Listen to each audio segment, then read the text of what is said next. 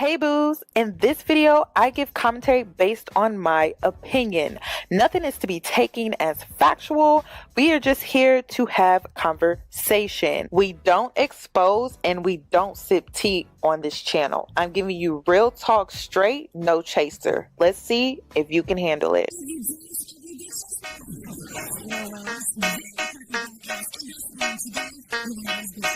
Cause I'm a boss. I haven't done anything for you to be proud of. Of course you have. You are marrying a man who can support you.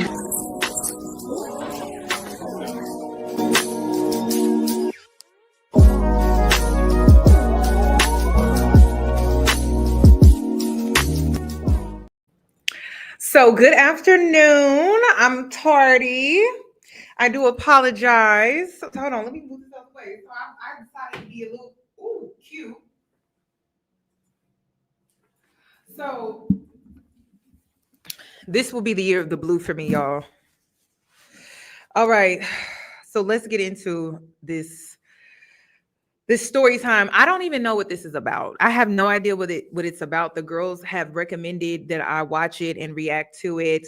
So by the way, my makeup look is on my Instagram. I did my makeup. That's the reason why I'm late. I was recording on Instagram live doing my makeup. So, and I got to chatting and lost track of time. So let's get into this story time.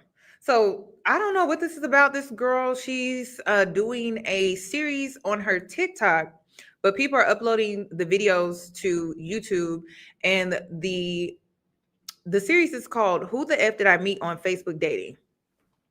So we're gonna be reacting to parts 1 through 12, and I'm not gonna try to talk as much because I'm gonna take notes. I'll try to hold stuff if I can towards the end. Okay, so because I have not watched this, I don't even know what it's about, but I'm excited. I am, because I'm like, the girls are like, you gotta watch it. I'm like, okay, let's get into it. But it is what it is. But this is my truth. I'm trying to currently heal from it. Hold on. This is part 1 to my scam series on how I was defrauded and swindled out of close to $4,000 by a Facebook dating swindler. Just gonna tell my story in full detail, and I know I'm probably gonna be judged. So what? It is what it is. But this is my truth. Okay. I'm trying to currently heal from it. I'm very traumatized from this situation. I am in therapy and I am on multiple anxiety medicines. Ooh. So to help myself grow through what I went through, I'm just speaking my story and my truth. So basically, I met a guy through Facebook dating app, and he swiped on me first, and then I matched with him. We wrote back and forth. I gave him my number. He started texting me, and immediately he's telling me how he has commercial buildings and that he was meeting up with clients at the moment. And I replied back and said that I'd love to be on that status one day because I was trying to enter entrepreneurship as well.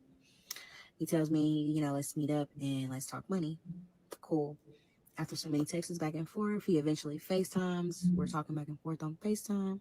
And he's just telling me all the little things like, he just can't believe I have a boyfriend and da da da. And then he's asking and trying to see if I'm really coming to see him or if I'm playing. I wasn't serious at first. I was procrastinating and I was just hesitant. I just had got out of a 6-month relationship about a year prior. So I was still kind of fresh on the scene. So it was whatever. But I eventually got ready, and right after we got off the phone, he's asking me what I like to drink and making it seem like he was going to get a bottle, get down there. And right when I get there, I'm on the phone with my best friend, and I'm telling him I'm outside, and he immediately comes out and walks up to my car, like walks up on my car. I didn't even notice or see him, and it kind of startled me, but we just introduced each other, talked back and forth. It was nothing. We go up to his apartment complex to the 5th floor. It was like a lounge area where anyone could just hang out. TV, it was really nice. We're just up there chopping it up, talking, wasn't thinking anything. We're just having casual conversation, getting to know each other. So after that was my air freshener. After so long, just talking back and forth, I had noticed that, of course, there wasn't any liquor bottle. He didn't get anything. And when I brought it to his attention, he had said that how he been running around all day and how he didn't feel like going to the liquor store. So, Oh my God. Thank you for the super chat. Appreciate it. Thank you so much. Oh, the volume is low. Let me see. This is the highest it goes. See, this is why I be taking the videos down and uploading them myself because I be turning the volume more up. So I apologize, but we just gonna have to go with it. Okay. I was like, okay, that's fine.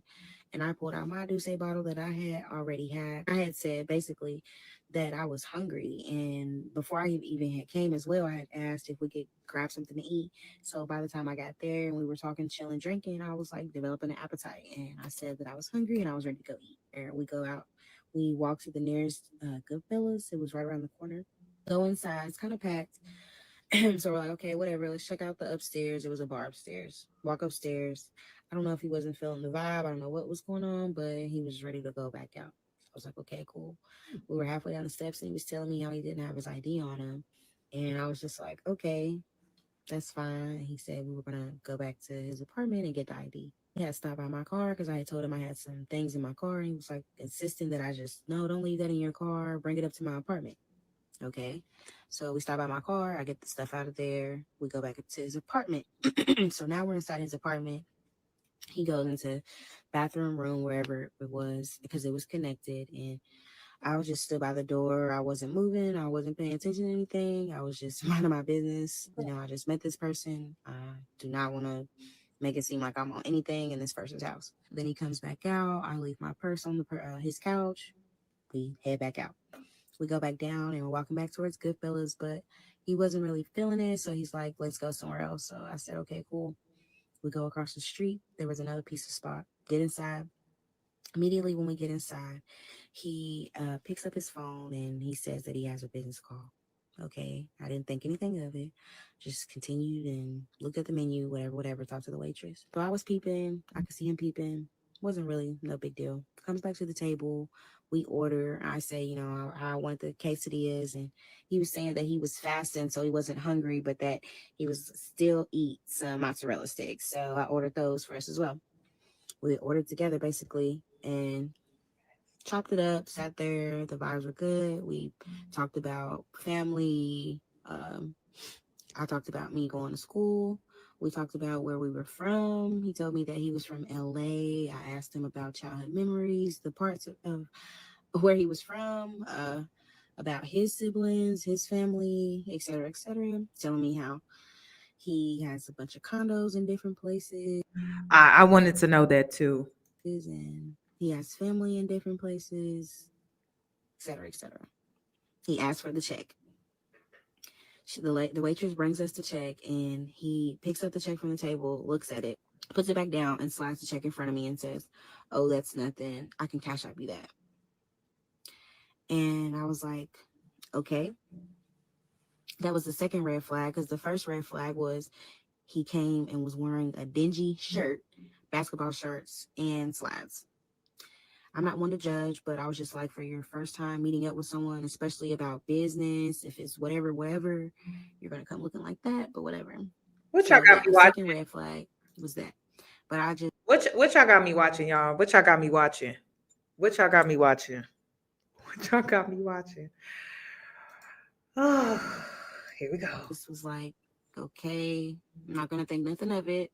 Said you're gonna pay me back. Okay. I'm not gonna trip about $15, getting back $15 basically. Pull my wallet out and I pay. So we leave. Go back to the fifth floor, not his apartment, but the fifth floor of the apartment complex. Goes to the You little lounge paid? area. And we began drinking my Douce bottle again, finished the Douce bottle. We're just, again, chopping it up, getting to know each other. And he's telling me about how he has 19 different Airbnb properties all over the U.S. He has commercial buildings. He has clients. He travels, etc., etc. He was telling me how he could help me start my own Airbnb, how I should put my apartment on Airbnb, etc., etc. Then we began talking about past relationships. I told him about my past relationship. Then he begins to tell me about his past relationship. He was saying how his ex was lazy, how she lived up underneath him. He paid all the bills. She didn't do anything but basically just sleep all day. And he was saying that she would nag a lot and that he just wasn't really interested in her anymore because of the way she acted, and she was just too problematic. Said that he was just looking for a girl to just sit back and count the money and just enjoy. Y'all, this is too much. It's the biggest red flag is when a man mentions his ex and how horrible she was, and then you don't get the other side. Ladies, look for the other side. For you to be a situational person, for you to be a situational woman, you always have to consider the other side. You always have to think about, well, what's the other side? Because the other shoe is going to fall, and you don't want it to hit your face when it falls, because you don't want egg on your face. So you can't assume anything. You must know. And if you don't know, then you have to leave room for that. You can't just be closed off to that. You have to be open to that. So I just don't like it when men talk about their ex at all. I don't want to hear about your ex. And it's not that I don't care. It's just, I don't want to know. I don't want to know. But then maybe you should. I mean, if a man is one thing about me, I'm not going to say what I don't like or what I don't want up front. I like for men to show me who they are. So I'm not going to create this mold for them to follow. I'm going to allow you to step into my life and you show up how you choose to show up. And then I get to decide if I want you to stay in my life. But I'm never going to give you a mold or a play that you can follow to play me. So I personally am telling the internet, though, if you are a woman, it's the biggest red flag when a man talks about his ex. Like, honestly, it's just awful. Enjoy life with him. And I was just like, I can dig that. And that's when he began telling me how he was feeling me, how he wanted me to run all of his businesses, how we're going to start businesses together, how we're just going to get to this money. And it was just sounding good. I was drinking, we were vibing. He was just making it all sound good. And then he was telling me, yeah, don't let what I have on fool you. I can still get dressed, put that on. I seen the pictures on the Facebook dating app. He looked like he was taking care of himself. So I didn't think nothing of it when I seen him dressed the way he was, because I was like, maybe he's just down right now. So whatever. He's telling me how he had just got back from Puerto Rico. He's showing me pictures, Absolutely not. videos of his trip.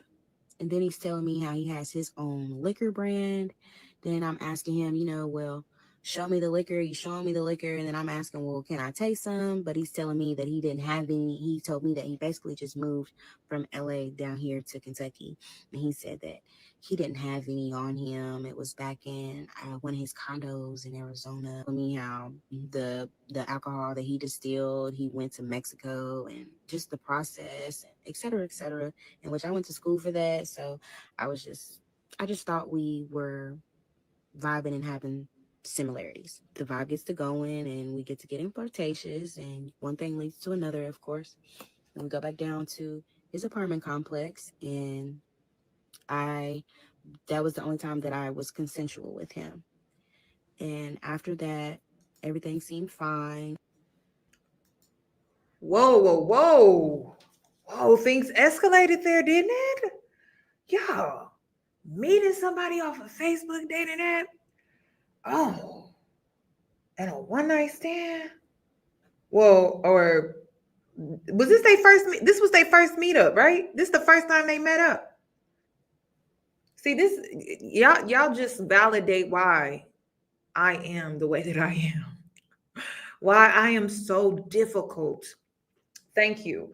I'm not lenient. I'm not easy by any means. I'm very hard, very challenging, and this is why. So Facebook meetup. This is why I'm not on the dating apps, y'all. It's just sex. That's all. Okay. It was the first date. Damn. Okay. No, I'm not gonna judge her on that. That was her. Listen, that was her choice. It's not my body. I'm gonna mind my business. But for me, absolutely not. I just met you off Facebook dating. I have a whole. You got to go get tested. That's huge for me. You got to go and yes, I am a stickler for a test. Yes, I am. Very, very much.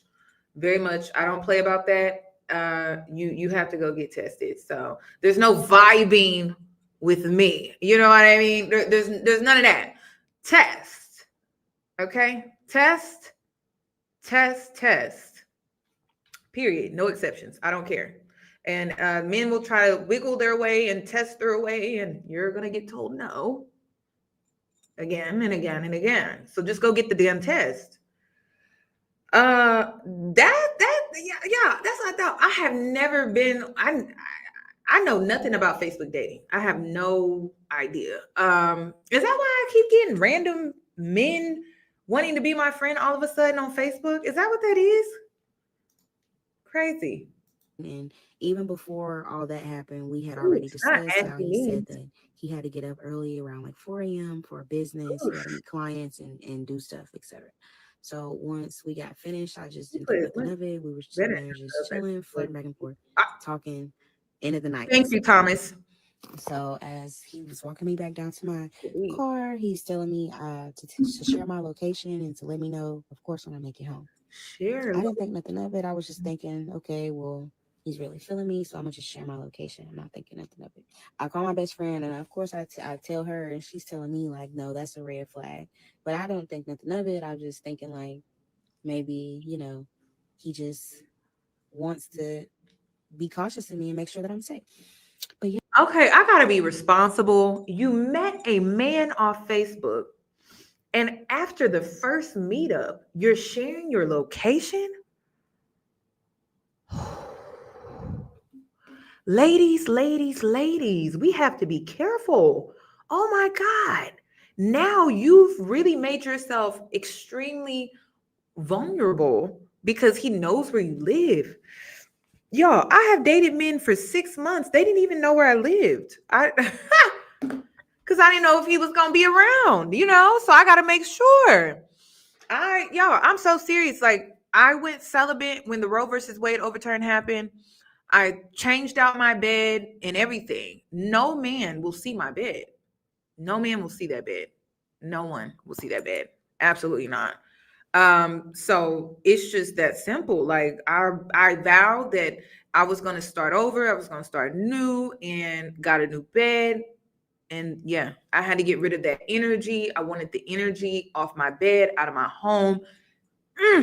So, it just kind of leaves her very vulnerable because now he knows where she lives. I don't play about that. I don't play about that at all. It could be 6 months. We could be dating for 6 months. And you still don't know where I stay. I'm for real. Absolutely not. Yeah, I make it home and Mm-mm. I'll be back for part 2 for the next day. Like Risa Teresa said, this story is the United Nations of red flags. Dang. It was so many red flags. I was for sure colorblind. I'm just so upset with myself that I really let somebody get over on me like that. Like, I was just You a do. literal green light, a walking green light. It's sad because I really know better, but I always try to give people the benefit of the doubt. And like, I Oof. never in my wildest dream would have expected somebody to lie about their entire being and identity. Like, I'm glad she mentioned she likes to give people the benefit of the doubt. Is it that you like to give people the benefit of the doubt, or do you gaslight yourself on who this person is showing you to be? Because I used to be just like that. I used to give benefit of the doubt, but the whole time they were showing me exactly who they were. I was not bamboozled. I was not lied to. Like, the signs were there. They were like in my face. There was nothing to doubt. The only thing I needed to do was accept who they were showing me, who they were. That's it. So I don't know. I don't even know where I got the benefit of the doubt from. I really don't. I think it was just me being naive and wanting to be nice. Nice. But yeah, like, that nice stuff will get you done dirty, honestly. So you can be kind, but you don't have to be nice all the time. So that means you don't have to be giving people the benefit of the doubt when they're literally showing you who they are. Okay, so far, she started this Facebook dating meetup situation 6 months after her prior relationship. I will give her grace on the fact that she looks very young. The fasting, I knew when the fasting situation happened, I knew he wasn't going to pay. So she paid the first night, drinking Douce bottle, so he can drink, right? He can drink, but he can't eat. Fasting does not work like that, y'all. Fasting is, if you're fasting, you're fasting. You can't have anything above 5 calories. So you can have those little hydrating mixer, what packages or whatever, you put it in your water and you mix it, you shake it up, da, da, da, da. Yeah, you can have that. But if you're fasting, you wouldn't be drinking alcohol. So I don't know where that came from.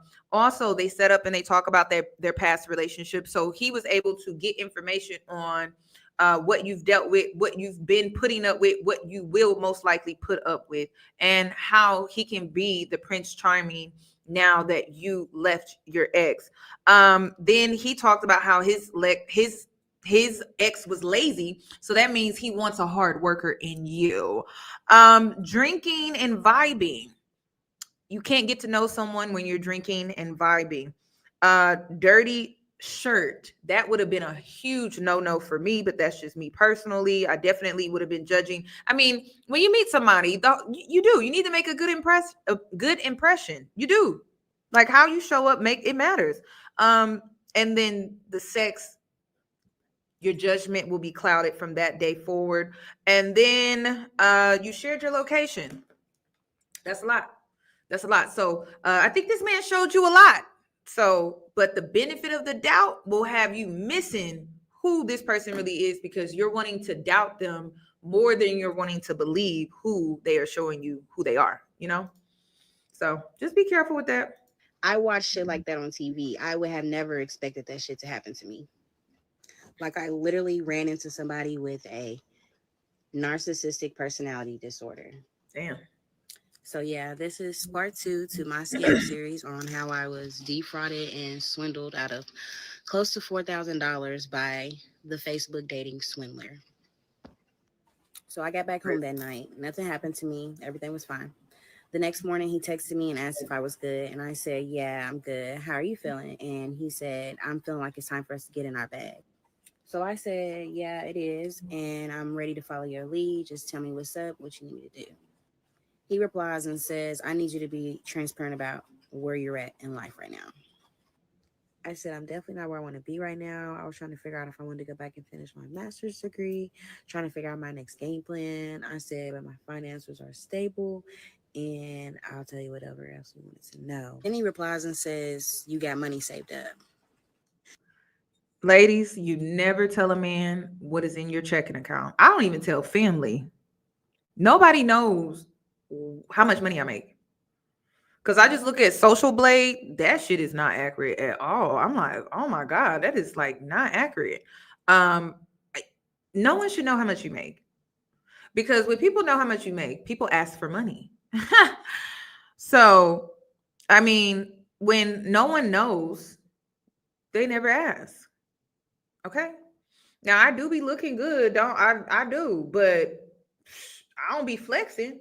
That's why people be like, you don't be flexing? Hell no.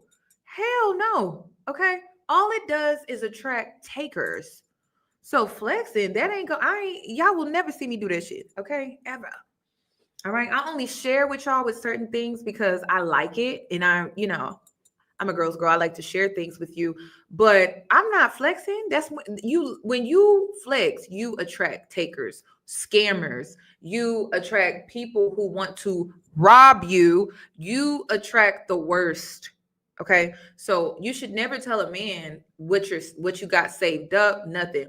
When I was with the narc, I always lied about my finances. He always asked me, what do you, how much do you have? I would always like lowball myself whenever he would ask. I would always like take off a few $1,000s. Seriously. So he never knew how much I actually had. And I was very frugal. I wasn't the type of girl that was just out here just blowing through money. I was a saver. So he never really knew. I think the man thought I was broke, to be honest. And that's what I like. Okay. That's what I like. So that flexing and telling a man your finances, you're just too loud. You're too loud. I did not think anything of it. Yes, dumb, stupid, ignorant, naive, etc., etc., etc. Keep going. Oof. So I was just trying to be upfront coming into something new because of how I was just so conservative about my finances in my previous relationship.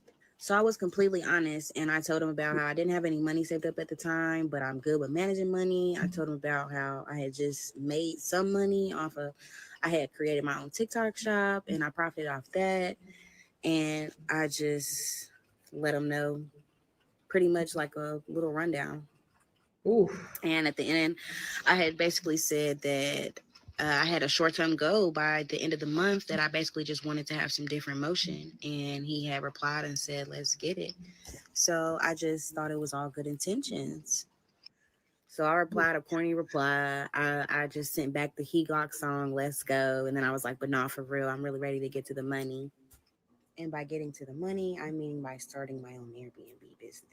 He got a So I worker. replied back and said, I'm loyal. Just wait and see when you talk to me. You won't have to worry about anything while talking to me. I had said, I'll take care of you and I'll do what you need me to do. That was my worst mistake. From the very beginning, y'all, he plotted on this girl. Oh my God. He plotted on her. Like he was running game from day one. Day one. Okay. First of all, he created opposition. The opposition is for her not to be the ex. So she's saying she's already in the mindset to prove herself that she's this good woman, right?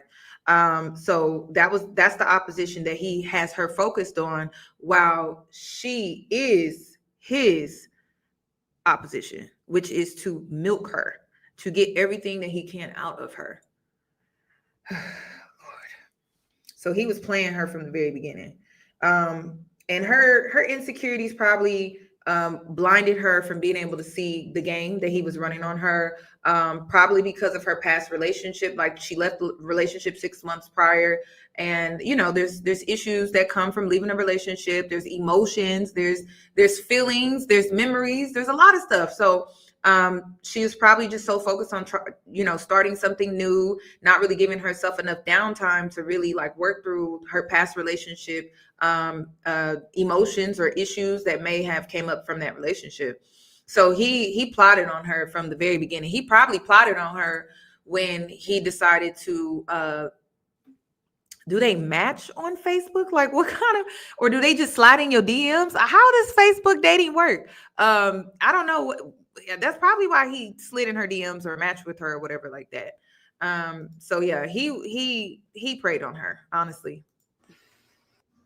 That's when I activated the green light for him, basically. Mm. I was on a cloud thinking that I'm about to be talking to somebody again and be with somebody again. So I just was Damn. out of here. Always feeling like I have to prove myself to men, and that's my biggest mistake. Damn. But anyways, so he replies back and asks and says, so you're going to Detroit tomorrow? And I reply back and say, yeah, but I thought he was meaning right with him to Detroit. Then I asked if he was coming to see me later because the previous night when I was there, he said that he wanted to come over to my place. That's what made me feel like he was interested in me, because I was like, he's ready to see me again. So he says, yeah. And then I just say back, okay, bet, have a good day. So then he texts me a couple hours later and says some sexual flirtatious things, and we go back and forth. Then I ask, do you want me to cook? And he says it's all good. Then I ask and say, what time do you think you're coming? No response. So I let a couple hours go by, and then I texted him with the eyes. The eyes emoji, if you don't know what I'm talking about.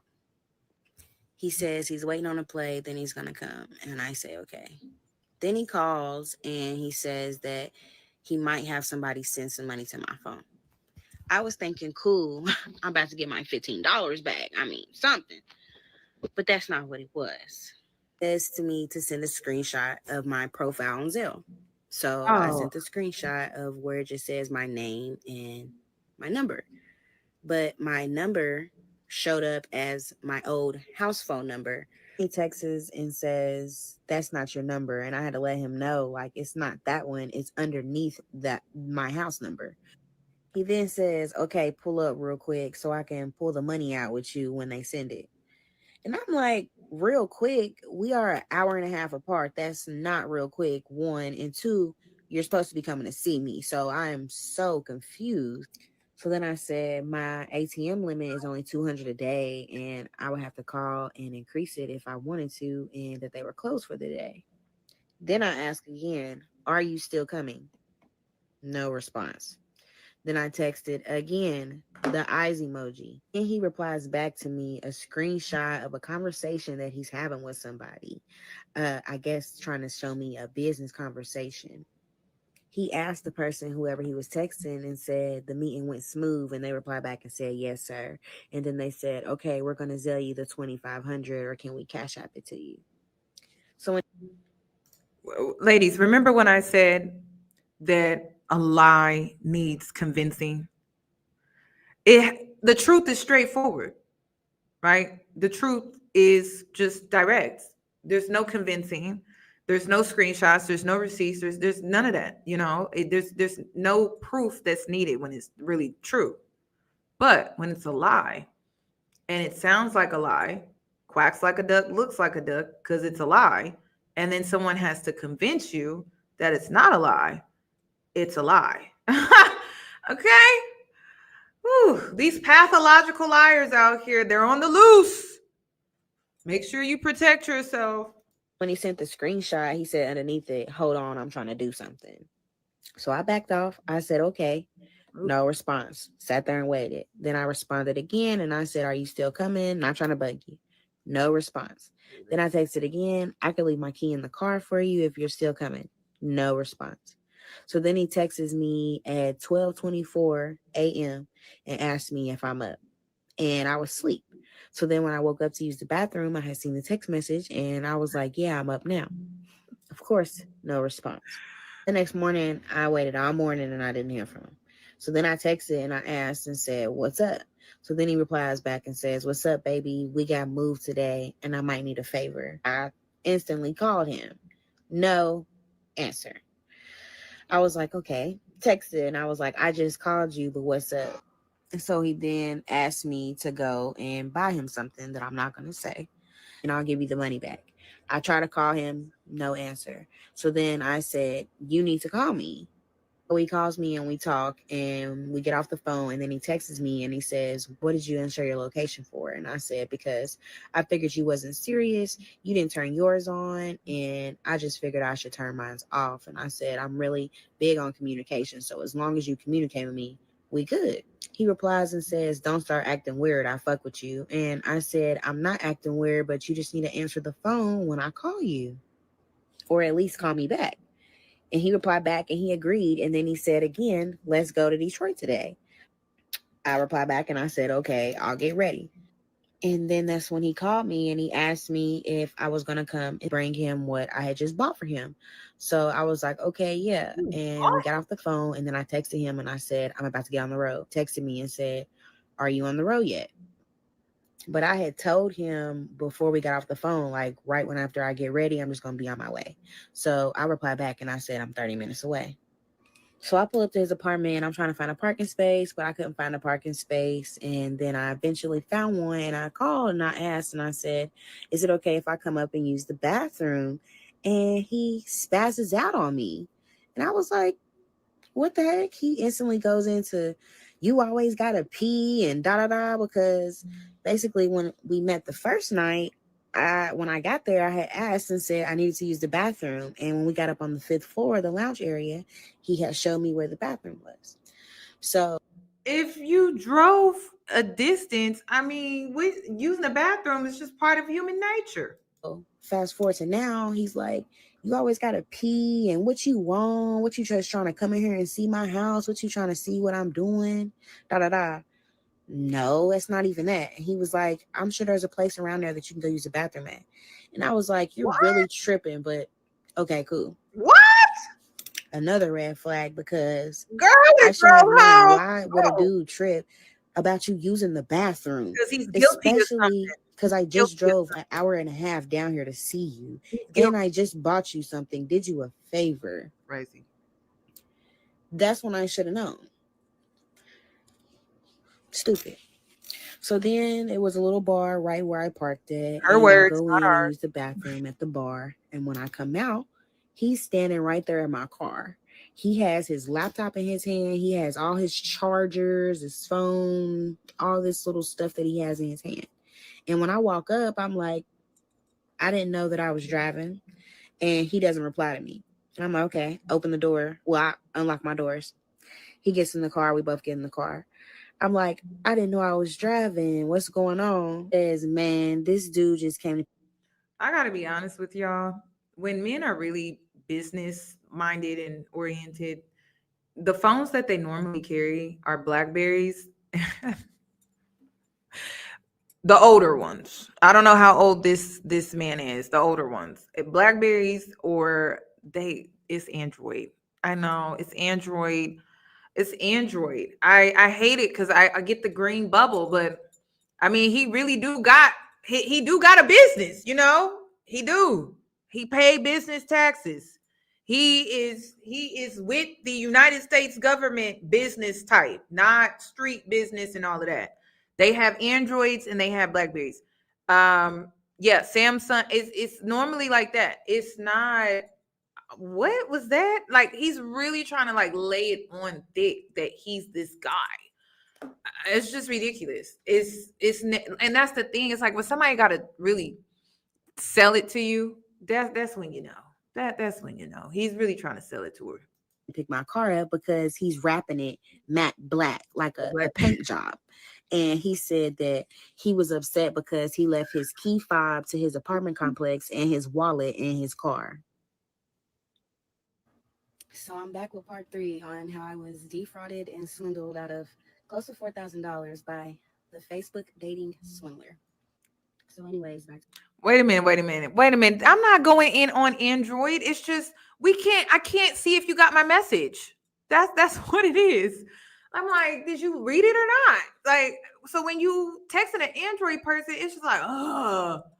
So we can't see if you got the damn message or not. That's what it is. It's because I'm nosy like that. So it just frustrates me a little bit. But normally, if they really are like really about that life for real, they be having the Androids or they have the Blackberries. And yes, Blackberries, y'all. Yeah, in 2025, yeah, Blackberries. But they're older men, so they're not on the younger side. So that's maybe why they have the Blackberries.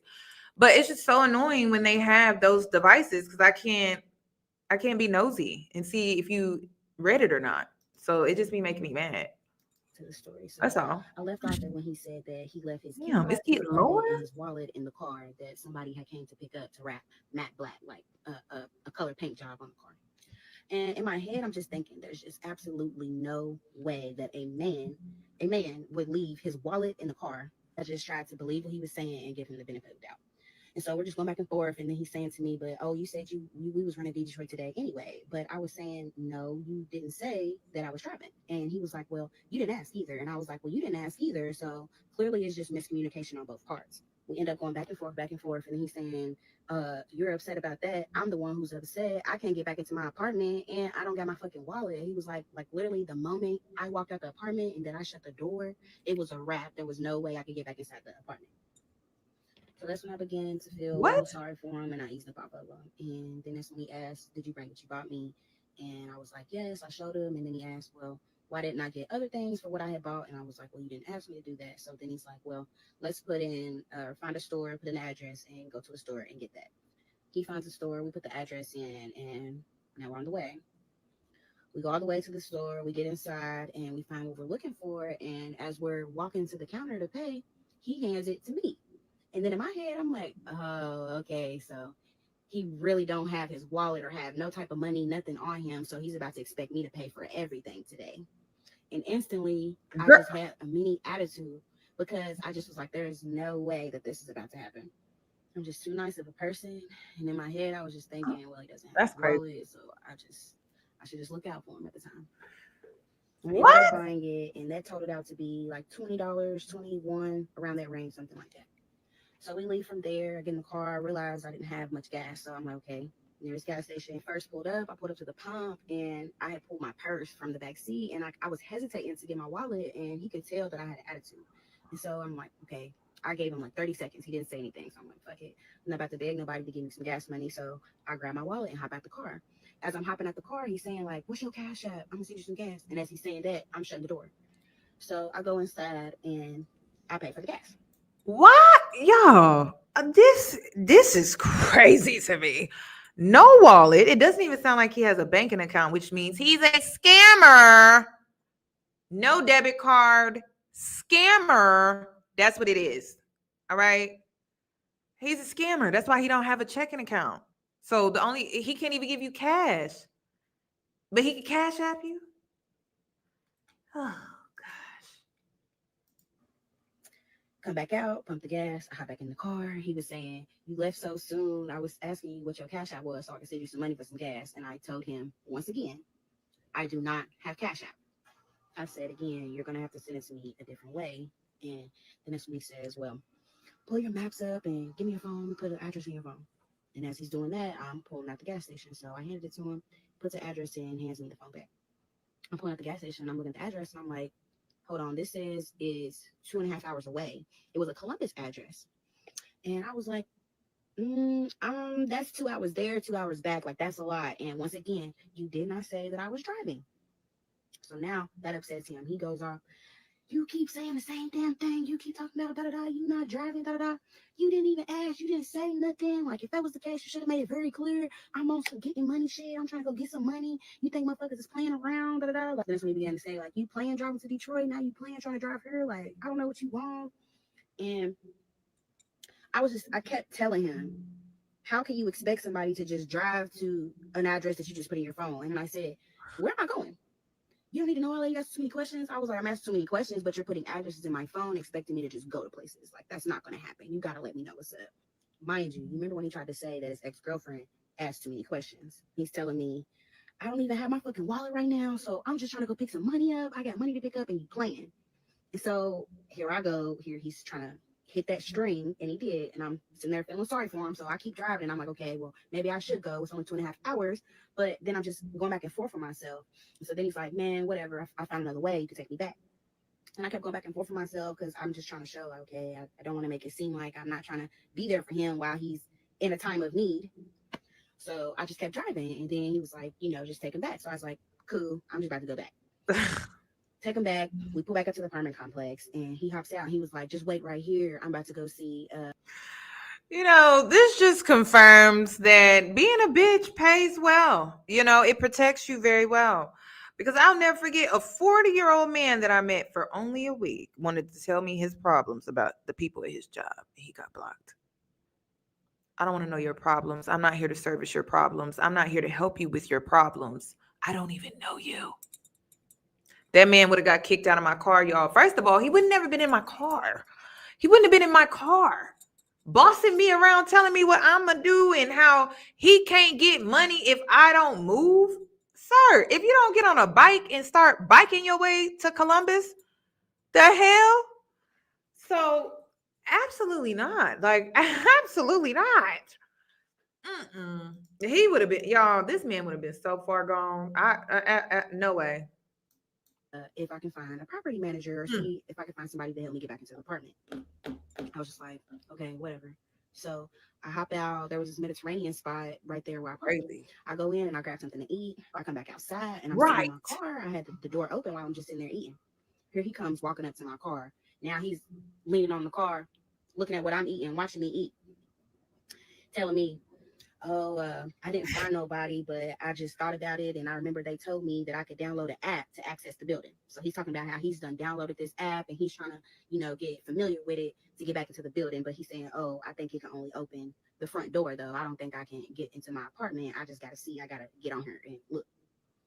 I'm like, okay, whatever. I'm just sitting there eating like as he's talking. So then he finishes up. Now he's leaning again, just looking. Is it his place? You think you could buy me something to eat and I just cash out you back? I instantly stopped eating. I was like, okay. Once again, Absolutely I just not. my box of food, hop out the car. We go inside. He wants Goodfellas. So my dumb ass feeling sorry for him because he's talking about he done left his wallet in his car, key fob in his car. He's fasting, so I know the nigga's hungry. Gets his food, $13 worth of food. Gets the food. Of course, steps to the side, waiting for me to pay. I step up and I pay. After I paid, he's like, let's go upstairs at the bar and eat. And I was like, my food's outside and I'm gonna have to run out there and get it. Cool, whatever. Goes upstairs. I ran back outside to get my food. I come back in and I make it back upstairs. I see him sitting there eating. I go sit with him and I pull my food and I try to pull my food out. The bartender's like, no way, you can't eat that in here. That's not allowed. I instantly get an attitude because I'm starving. I hadn't ate all day. So now he's just sitting there continuing to eat as I'm putting my food back up in the bag. So I'm just sitting there waiting on him to say, no, we can leave. We don't have to sit up here. Because I didn't want to make it seem like I was nagging about sitting there eating, but I really should have nagged. So he's still sitting there eating, and now he's just looking at me like, why you got that look on your face? Cheer up. It's okay. I'm not going to be that long. Like, get out of your feelings. Like, it's not that serious, basically.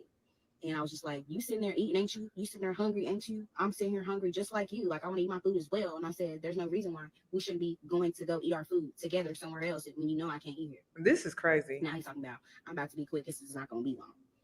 Like, okay, whatever. Still sitting there, just watching the TV. So he says to me, you want a shot? You loosen up. And I was like, no, I haven't ate, so I can't drink. So now he calls the bartender and asks the bartender, like, hey, bartender, what type of tequila you got back there? Whose money? Remember, mind you, he tried to say he had his own tequila brand. So now he's trying to sound cool. Bartender, what type of tequila you got back there? What type of top shelf you got? So the bartender's telling him all this, and he's like, man, I can get you this. I like this. So he's like, give me a shot of that. I literally went like this and looked at him because you don't have your wallet, so how are you ordering stuff? The bartender makes the shot, brings the shot, sits the shot down next to Mr. Million. He takes the shot, slides it in front of me, and says, here, you need this. And I was like, that's not even the type of tequila I drink, one. And two, no, I don't need this right now. You're trying to say I need this all because I'm irritated, because I can't eat, because I'm hungry? Like, come on now. Like, you got to stop trying to be funny. I'm not trying to be funny. I'm just saying you can use that right now. Like, you know, you got a little attitude, da da da. Now he's saying, just try it, just try it. I was literally just in there. I took a baby ass sip, just tasting, literally just tasting it. And I was like, send it back over to him. Nah, that's all you. I don't want that. You need that. In my head, I'm like, you just ordered a whole shot just not to take it, just to try to be funny and give it to me. Okay, whatever. So after that, now he's like, here, you want a piece of this pizza? Here, it's okay. I just said, whatever. I took a little baby piece of the pizza just to cure my little hunger that I had going on so I can get back to my food. He finishes up eating. Now, like when he finished up eating, he just instantly stood up and started walking. I'm just sitting there, I'm looking up like, okay.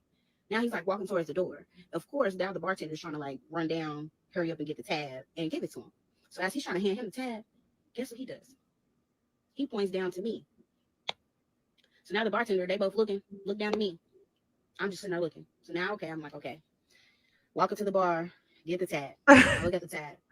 $15 for a shot.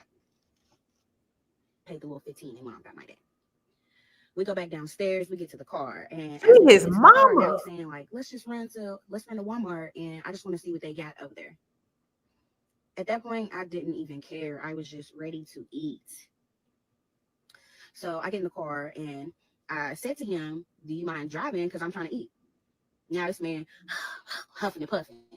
I'm like, why are you catching an attitude about driving? But in my head, I'm asking myself, does he even got a license? But of course, then I'm thinking, what grown man at his age, about to be 28, don't have his license? Why are you driving him? I don't understand. Whatever. He drives, and we make it to Walmart. We get to Walmart. Where's his car? Sitting in the car, eating my food, not moving as he's getting out the car. And he stands in front of the car, stands in front of me. He's like, come on. I said, no, I'm eating. He's like, come here with me, please. Just come here. I want you to come here with me. Okay. Part 4 on who the fuck did I meet on Facebook dating. I was swindled by the Facebook dating swindler, Mr. Million. So where I left off, we walk inside Walmart, and he's telling me, you know, I just moved down here and I'm looking for stuff, trying to figure out what all I want in the apartment, this and that. So he's like, let's go back to the electronic section. So we walk to the back, and he's looking at this, looking at that. Then he's like, let's look at the TVs. So he's looking at the TVs. Then he looks at me and puts his hand on my shoulder and says, babe, I need a TV. And I was like, okay, I don't know what you're telling me for. Like, oh, y'all got it. So he's like, I mean, I'm just saying, well, do you think you'd be able to get this for me? And, you know, I'm already paying you back. So now I instantly looked at him like, no, because I've already maxed out today. I've already spent what I did, and I don't have it. So then he's just sitting there, and he's like, damn. So then he's like, you think you could get it out the ATM? And I was saying, like, I don't know because of how much I had spent. So then he was just like, damn, looking down at the ground. So here where my dumb comes into play. I say, but I have a credit card. What? Girl, you know what? Y'all, Girl. y'all can go in on me for that. Y'all, when I told this man I had a credit card, he went like this. So now he's saying, damn, girl, you must want to get married, don't you? I literally was like, boy, what are you talking about? Like, I'm just thinking that he's geeking because he's excited, thinking that he's about to get this TV right here in the moment. And of course, he doesn't have his wallet, so I'm looking out for him. So, Y'all, I would have left this man so long ago. Like, every time she talks about this story, I'm like, I would have left at the bar. Or I probably would be like, oh, no, you head into Walmart. I'm going to be right in. Let me eat a little bit of my food and then I'll meet you in there. And then I would have drove my ass off and went on damn home. Like, and that's what I be trying to tell the girls. At any moment, you're uncomfortable, you don't like how things are going, you can leave. Okay? Call an Uber, get in your car, drive away. Far. Okay? But when you're sharing your location and the man knows where you live, it's kind of hard to just, disappear. So she could have I just keep thinking about all the time she could have just left. that's what's causing even more excitement. Now he's, smacking his hands together, trying to figure out which inch TV he want, looking around. Oh, I'm gonna need a wall mount. Da da da. So now he's like, we need a buggy, we need a flatbed, something. So now we're walking around looking for that. Find one, go back to the back. He puts the size TV that he wanted in the buggy and then goes, finds a wall mount, gets that. So we walk to the counter and we're trying to pay. My card's not working. My credit card. I think that was by the grace of God trying to tell me something. It wasn't working. Don't know why. Hadn't used it all that day in days, actually. Don't know why it wasn't working. Wasn't working. So Thank God. now he's saying I should go to the ATM and get the money off. This is my first credit card, so I'm still getting the hang of things. And yes, I am a little slow and a little blind when it comes to certain things. So she young if this is her first credit card, y'all. Okay, let's continue. And so I never knew, or I guess put that much research into a credit card Oof. to know basically that it's the interest charge rate for when you use the ATM for your credit card. I find that out later. But anyways, now we're walking towards the front of Walmart looking for the ATM. So now we get to the ATM. ATM is not working. So Girl, again, God I is just trying to God trying to tell me something like stop girl. taking. Didn't. So ATM's not working. So now I'm like, I don't know what's going on with my card, and I'm trying to call the card people. So now he's getting frustrated, and he's like, "Oh well, let's just leave. Go back to the apartment." He said he had somebody waiting on him at the apartment for business. So we leave, get in the car, and on the way there, I finally get a hold of somebody, and I'm on the car with the credit card people, and I'm asking them what's going on with my card, and they're telling me that everything's perfectly fine. It was just I was out of state, and they were just making sure that it wasn't any fraudulent transactions. So as we're on the way back to his apartment complex, I'm playing music through my car, and I play the song Finessing Out the P, whatever the correct name of the song is, by Finesse Two Times. And he's like all into it and he's really feeling it. He asked me to replay the song. And I'm like, why would you ask me to replay the song? Then I'm sitting there literally listening to the lyrics, trying to like delve and see, is he trying to make a point? Is he relating? Like, why is he just digging to this song so hard? I found out later. So we get back to the apartment, and that's when he was telling me that he was about to go meet somebody for business. And he was like, do you think you want to go back to Walmart and try to get that stuff? So I said, cool, that's fine. So I headed back to Walmart, and I didn't tell him that I had money on me. So I was just like, let me just go on and get the TV wall mount, whatever. What?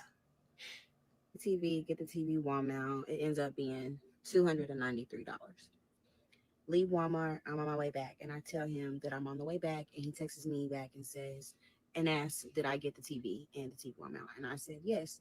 So then he texts back and asks, did you run to the ATM? And I was like, no, was I supposed to? And he was like, yeah, because we going to make it through. Instantly called because I was just wondering why he wanted me to They go. gonna do what? And of Wait a course, minute no now. answer. And I text some question Hold mark. on. What was that? What? I found out later. So we get back to the apartment, and that's when he was telling me that he was about to go meet somebody for business. And he was like, do you think you want to go back to Walmart and try to get that stuff? So I said, cool, that's fine. So I headed back to Walmart, and I didn't tell him that I had money on me. So I was just like, let me just go on and get the TV wall mount, whatever. The TV, get the TV wall mount. It ends up being $293. Leave Walmart. I'm on my way back, and I tell him that I'm on the way back, and he texts me back and says, and asks, did I get the TV and the TV mount? And I said, yes. So then he texts back and asks, did you run to the ATM? And I was like, no, was I supposed to? And he was like, yeah, because we gonna make it through. Instantly called because I was just wondering why he wanted me to go. And of course, no answer. And I text some question marks, and then he responds and says, yeah, I should go to the ATM. And I said, well, where are you at? And why are you not answering? He doesn't reply to that question. He just replies back and says, how much are you taking out? All I reply, so my dumbass, I just replied back, I could only do 200. Replied and told him I went to 2 different banks to try to use the ATM for my credit card, and it still wasn't working. So I ended up having to use my bank card. And with my bank card, I can only get $200 out the ATM. He replies back a screenshot of a location to where I should go to try this ATM out. And by the time he did that, I had texted back and told him that I was out front. He replies back and says, babe, you know this is the wrong TV. And I was like, no, that's the one that you wanted that was $258. So I reply back like, damn, I didn't even realize. And he puts the rolling eyes face and he's like, here I come locking storage. And I'm like, hold on, how are you locking the storage if you said, one, that you didn't have your key fob to get into your apartment and that you only had access to the front door and the elevator? Because he been playing you this whole time. And I just was like, you know what? I'm just going to let it be. And I just said, never mind, nothing. And he replies back and says, he's not back yet with my Benz truck. So for him to just reply like, oh, he's not back with my Benz truck yet. Of course, I had the thought like, does this man even have a Benz? Why does he have to announce Benz truck? Then he had just asked where I'm at. And I said, I'm parked on the street. So he comes down, he gets in my car. We're sitting there talking, going back and forth. And then he asked me about the money that I had just got out the ATM and says that he needed that because he's waiting on the dude to pull up with the camera. So I give him the money. And then now he's telling me, can you look up a hotel for us to stay at? What? It was late, like maybe 11:30. Yeah, it was 11:30 midnight, going on 12:30, 1 o'clock at night. And when he said, look up the hotel, I said, why would I be looking up a hotel if dude would be on his way back with your car? And he was like, I just want to stay in a hotel tonight. But as he's doing this, he literally said that and then shuts the door, walks off. And I was just sitting there looking. I started looking up hotels, but time goes by. Girl, 20, 30, 40 minutes maybe. Right. He finally texts me and says, did you get it? And I said no, and that I was still looking. This man replies to me and says, I'm shitting. I said, thanks for telling me. And then I just said, did you find one? I said, send me some that you see online. This man replies back and says, go on Google and type in hotel near me. He had said that to me earlier that day, talking about some go get on Google. And so I knew he was just trying to be smart aleck. So I replied back and I was like, what do you think I'm doing? Then he replies back to me and just says a hotel name. And I reply back and I send him a screenshot of their room prices. And they were kind of high. I said, these are the only rooms that they have available. And he said, no, we're not doing that. So I texted him back and I said, try to find somewhere else. He sends me a screenshot of another hotel. And then I send him a screenshot of a different hotel. He replies back to me and tells me that he's almost done, which I'm assuming using the bathroom or meeting up with the dude to get this camera. So I reply back and send him another screenshot of a hotel room. This is crazy. He sends me another screenshot of another hotel. But as he's doing that, I'm on the phone with one of the hotels trying to see about prices and bookings. And reply back, all I said was, okay, I need to pee. And he writes me again and says, okay, but did you find a room? Did not check, but I see a couple. And then I ask, like, where do I walk in? To the front? Where do I come? So he tells me come through the front door and that he was gonna buzz me in. Because mind you, he's done downloaded some app on his phone to where he claims he can access the front door to the apartment building. So I said to him that I'm at the front door, and then he asked me, did it open? And then I said yes. So I go inside, and as I'm using the bathroom, I had texted him and I said, where are you at? This man replies to me and says, I'm on the 5th floor. Piss and go find the hotel. I said, why can't I come up? He says he's using the bathroom and that he didn't want to shut up the gym. And then he proceeds to ask and say, can you hurry up and just find the room so that I can be up underneath him as much as I want it to be? I replied back to him, and I'm irritated at this point, and I said, you got Google just like I do, so you can send me a link for a hotel. Texts back and says, just pull up to a hotel and get it. I'm getting restless, and that he should have stayed on schedule for the day. Said, okay, I've been driving all day, as he would know, and that I'm pretty restless myself. And he says, okay, so am I going to keep questioning him, or am I going to go get the room? So he says to me, okay, are you going to go get the room, or do you want to keep asking me weird questions? Now by then I'm irritated, and I reply back, shut up. And so he replies back, hurry, boo. I guess trying to put the boo on the end to try to make it sound better. So then he replies and asks, how far is it, the hotel? And I tell him that it's about 16 minutes away, and that it was basically the cheapest one that I had seen. It's the only thing that makes sense.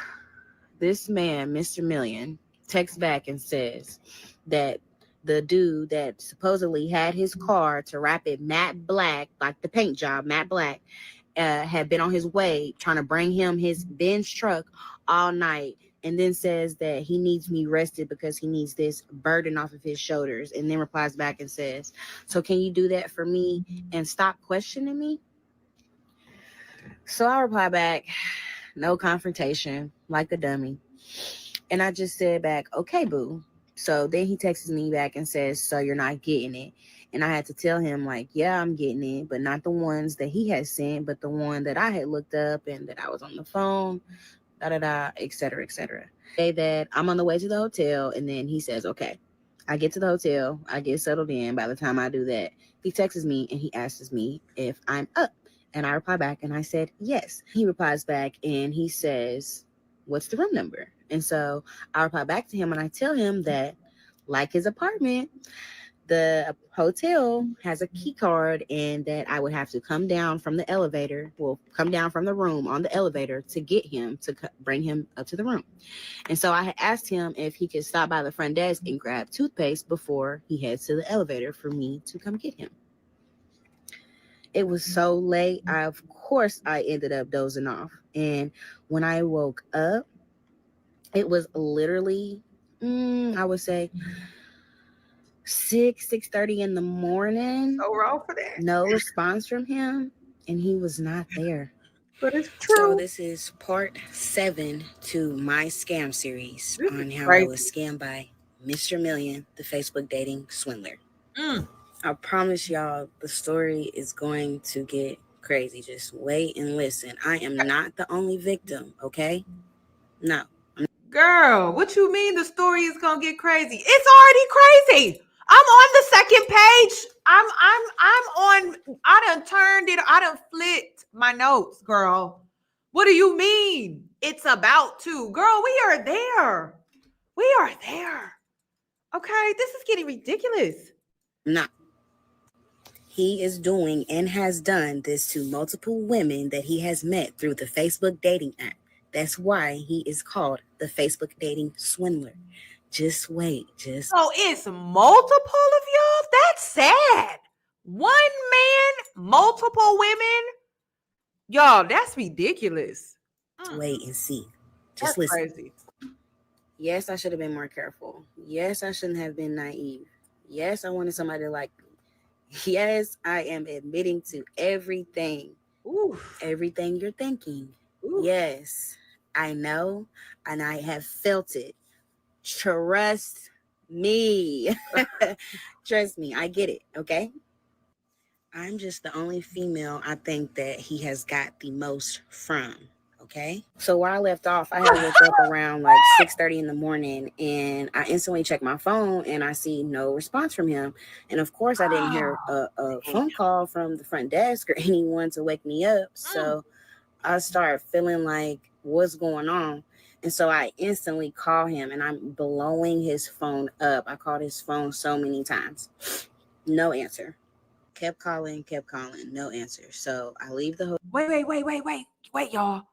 So was he with a woman that and she couldn't get into the apartment because there was another woman in there or another woman's things in there? And then was this the same apartment that she was in the night that they hooked up for the first time? Wait a minute now. Because why couldn't she go upstairs? Was the other woman upstairs this time? She was away the last time, but now she's up there. So he got you in the car and she's upstairs. Or it was his mama. This is crazy. This is crazy. And then, y'all, it says a lot. It does. It says a lot that he got the most out of her. It says a lot. Not in a good way. Not in a good way. Oh, my goodness. hotel and make my way to the apartment complex. It was like 7 a.m., something like that. And when I pull up, I'm just sitting outside watching the residents going in and out because I just wanted to find the right person to see who I can help let me in because, of course, they all have access to the building with these key fobs. So then I see this guy walking his dog and I walk up to him and I said to him, like, hey, my boyfriend just moved in this apartment building and he's upstairs asleep and he knows I'm on the way over here, but he's not answering the phone. He's asleep. Do you mind just letting me up? He was hesitant at first, but then he ended up being cool about it. And then, of course, he explained to me how I couldn't access anywhere in the building without the key fobs. So he was saying, like, if you go anywhere in the building, I'm just going to have to go with you until you find him because I don't want you to get locked inside of the building. So we get on the elevator, we go up. Mind you, of course, the last place that I thought he said he was on the 5th floor. Told him, let's just check the 5th floor at first because I wanted to see if he would actually have been up there.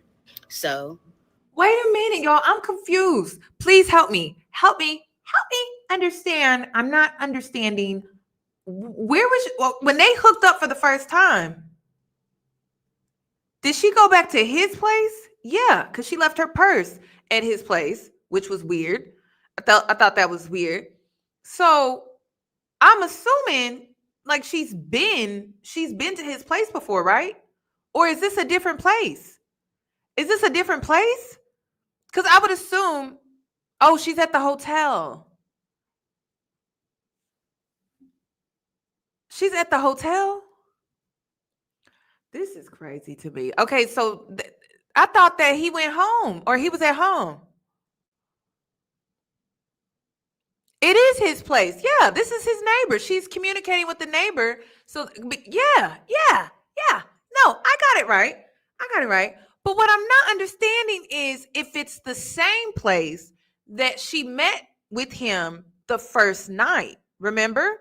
So that's what I'm a little confused about because I'm like, girl, shouldn't you know how to get to his apartment though? Like you should know that you could easily get locked out. You should have known that the first time you went to his place, right? That's what I'm not understanding. Then she was like the 5th floor. I mean, shouldn't you know what floor you were on the first night? I don't know. go up to the 5th floor. There's not a soul up there. I just looked to the left and it was the little lounge area. And then when you look straight ahead, they have an outdoor lounge area. Go to the right, it was some bathrooms. And then I didn't explore anything beyond that perimeter to know what was over there. So, of course, once we don't see anyone, the guy that let me up, he was like asking, do you know what floor he lives on? And I said, of course I know what floor he lives on. So then I'm like, okay, well, he lives on the 3rd floor, so let's just go there. Go down to the 3rd floor. He lived right when you got off the elevator. Or I wouldn't say lived. I would say the apartment was right when you got off the elevator. So I'm just knocking. I sat there and knocked for about 30 seconds to a minute. I was soft knocking. Like, I guess I wasn't knocking hard enough. I don't know.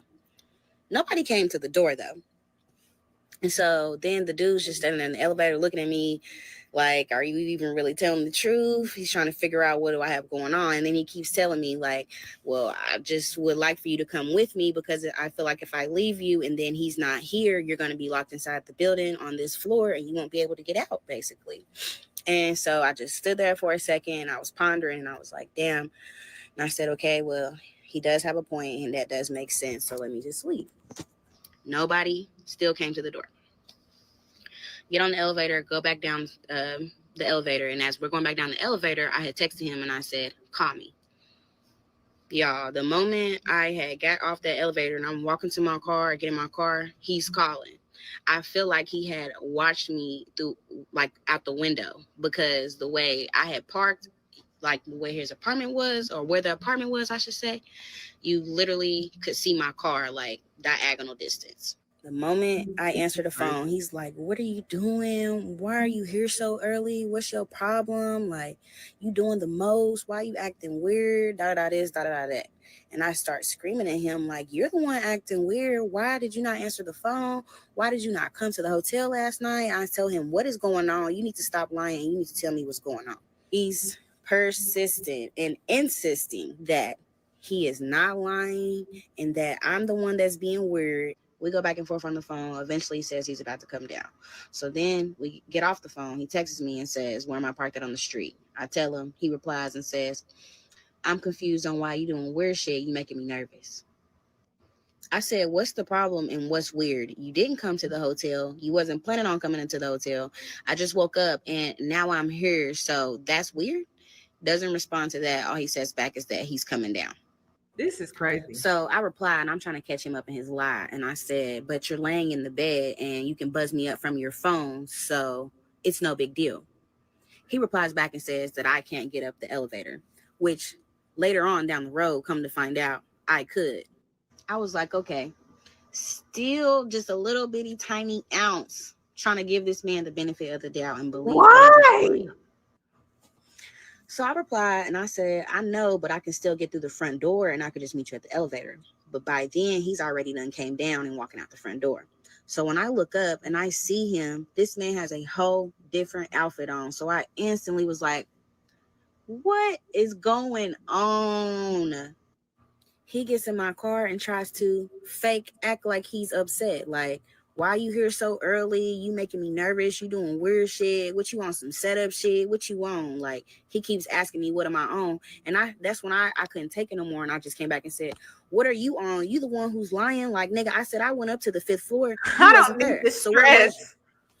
I slept by the pool. Why are you doing weird shit? Da, da, da, da, da. Like screaming, y'all. Like, he got so, like, he's like this. Like, this the second time he done screamed in her car, y'all. This is ridiculous. I don't need this. I don't need this level of stress. This is crazy. Second time. Up and down, like screaming, like trying to prove his point that he is not lying. He was like, I waited all night for this nigga to come with my car, and he didn't. Don't you think I'm mad about that? I waited for dude to come with this camera, and he didn't. I'm mad about that. He said, I'm so mad that I had to sleep next to the pool. This man said he slept. What grown man has no motion without other people? You notice that? Like, he can't do this. He can't do that. He's helpless. Like, he's waiting on this person to do this. He's waiting on this person to do that. He's waiting on this person. Da, da, da, da. Girl, it's giving bum. It's giving homeless. It's giving, I have nothing going on for myself. Seriously. Next to the pool in the lounge chair. So I'm like, pool? What pool? Where? I didn't see no pool. He's like, you wouldn't see no pool. You wouldn't know because you don't live here. Then I said, how are you in different clothes? He told me that he went inside of his storage unit and changed clothes. Just kept questioning him. He literally just kept talking over me because he just kept wanting to prove his point that he wasn't lying and that he was actually where he said he was. And so I'm just an emotional girl. I can cry at the drop of the dime, just like that when I'm upset and when I'm mad, anything, any type of emotion. So from where I was just so irritated and so mad, I started crying and I started breaking down. And I was just like, I just cannot believe that you're acting like this and that you're talking to me like this and that we're even here right now in this moment. Now that I'm crying, now he's trying to console me and he's holding me and he's hugging me and he's telling me to stop crying and that everything's going to be okay. And he was like, just wait and see. I promise you, when dude get back on my car, you're going to see. So I just calmed down She's and I definitely just impressed. believed what he said. So we sat there, and then he did the famous line and asked me to pull up my maps so he could put an address in my phone. Pull up my maps, give him my phone. He put some address. I can't remember how far it was, but it was a camera store. And he says, go here.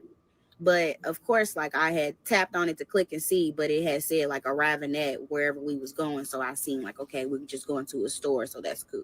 So we pull up to the store and he's asking me to go into the store with him. And I said, no, I don't feel like it because I was still kind of upset. So he's like, okay, What? pops out, goes inside the store.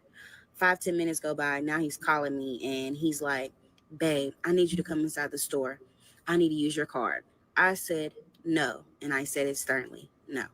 He was like, I promise you, I'm not buying anything. I'm just trying to rent this camera, but they said that they need a card on file while we rent the camera. And he was like, it's not your card's not going to get charged until we, or he said, it's not going to be no payment charged until we bring the camera back from renting it. He just said they just need a card on file. You better not. You better not. And I just went inside with my card. This is part 8. Making me mad, y'all. She Thug getting that I meet on upset. Facebook dating. So where I left off, he asked me to come inside the store with my card. I go inside. He's right there at the counter with the workers. When I walk up, the workers are like, are you the one that's going to have the card on file? I said, yes. And then they're sitting there explaining to me the rental agreement. And then he said, like, you know, you would be liable and charged on your card if anything was to happen to this camera or if the camera and whatever else he was trying to rent isn't brought back. Oh, stranger. And so, like, I just had a blank stare on my face, blank expression, and my face was still red, kind of poofy from when I had been crying. So the worker asked me, do you understand and do you agree with this rental agreement? He played her like a fiddle. He consoled her and then turned around and asked her for her card. Seriously? And she gave it to him. That's crazy. And I just nodded my head and I said yes. And so then he had looked at me and then he was like, okay. And so then he said that he was going to put us down for a reservation. But the workers had also said, I believe, that it was not a for sure chance that we would be able to rent the equipment so that they would give us a call back. So when we leave out of there, we get in the car and that's when he's like, man, fuck them. Let's just go somewhere else. And he was thinking to himself and then he was like, let's go to Best Buy. So I drive to Best Buy. While we on the way to Best Buy, he's just scrolling on his phone. I could tell he's scrolling on social media. Then he gets a call from someone, I believe maybe a family member, a family friend, I don't know who. And they were just going back and forth talking about family. And then he was like talking about, yeah, something that 47 parts of what? 47 parts of what? Okay, we are at part 8, and I've had enough. This is ridiculous, girl. Oh my God, there wouldn't be no parts, y'all. There's no parts, okay? But 47 parts of what? This is ridiculous. 47? Now listen, I have all the parts, y'all. I do. I have them all. But I didn't know it was 47. I only saw like, I think 20. I'm like part 1 and part 2 based off of them putting them together and condensing them and things like that. But 47? 47 parts of what? This is ridiculous. Okay, we only 8 parts in. What else could have happened? This is a lot. he just talked to somebody or one of them or her, whoever he was talking about, a family member, saying that they had just asked him for some money.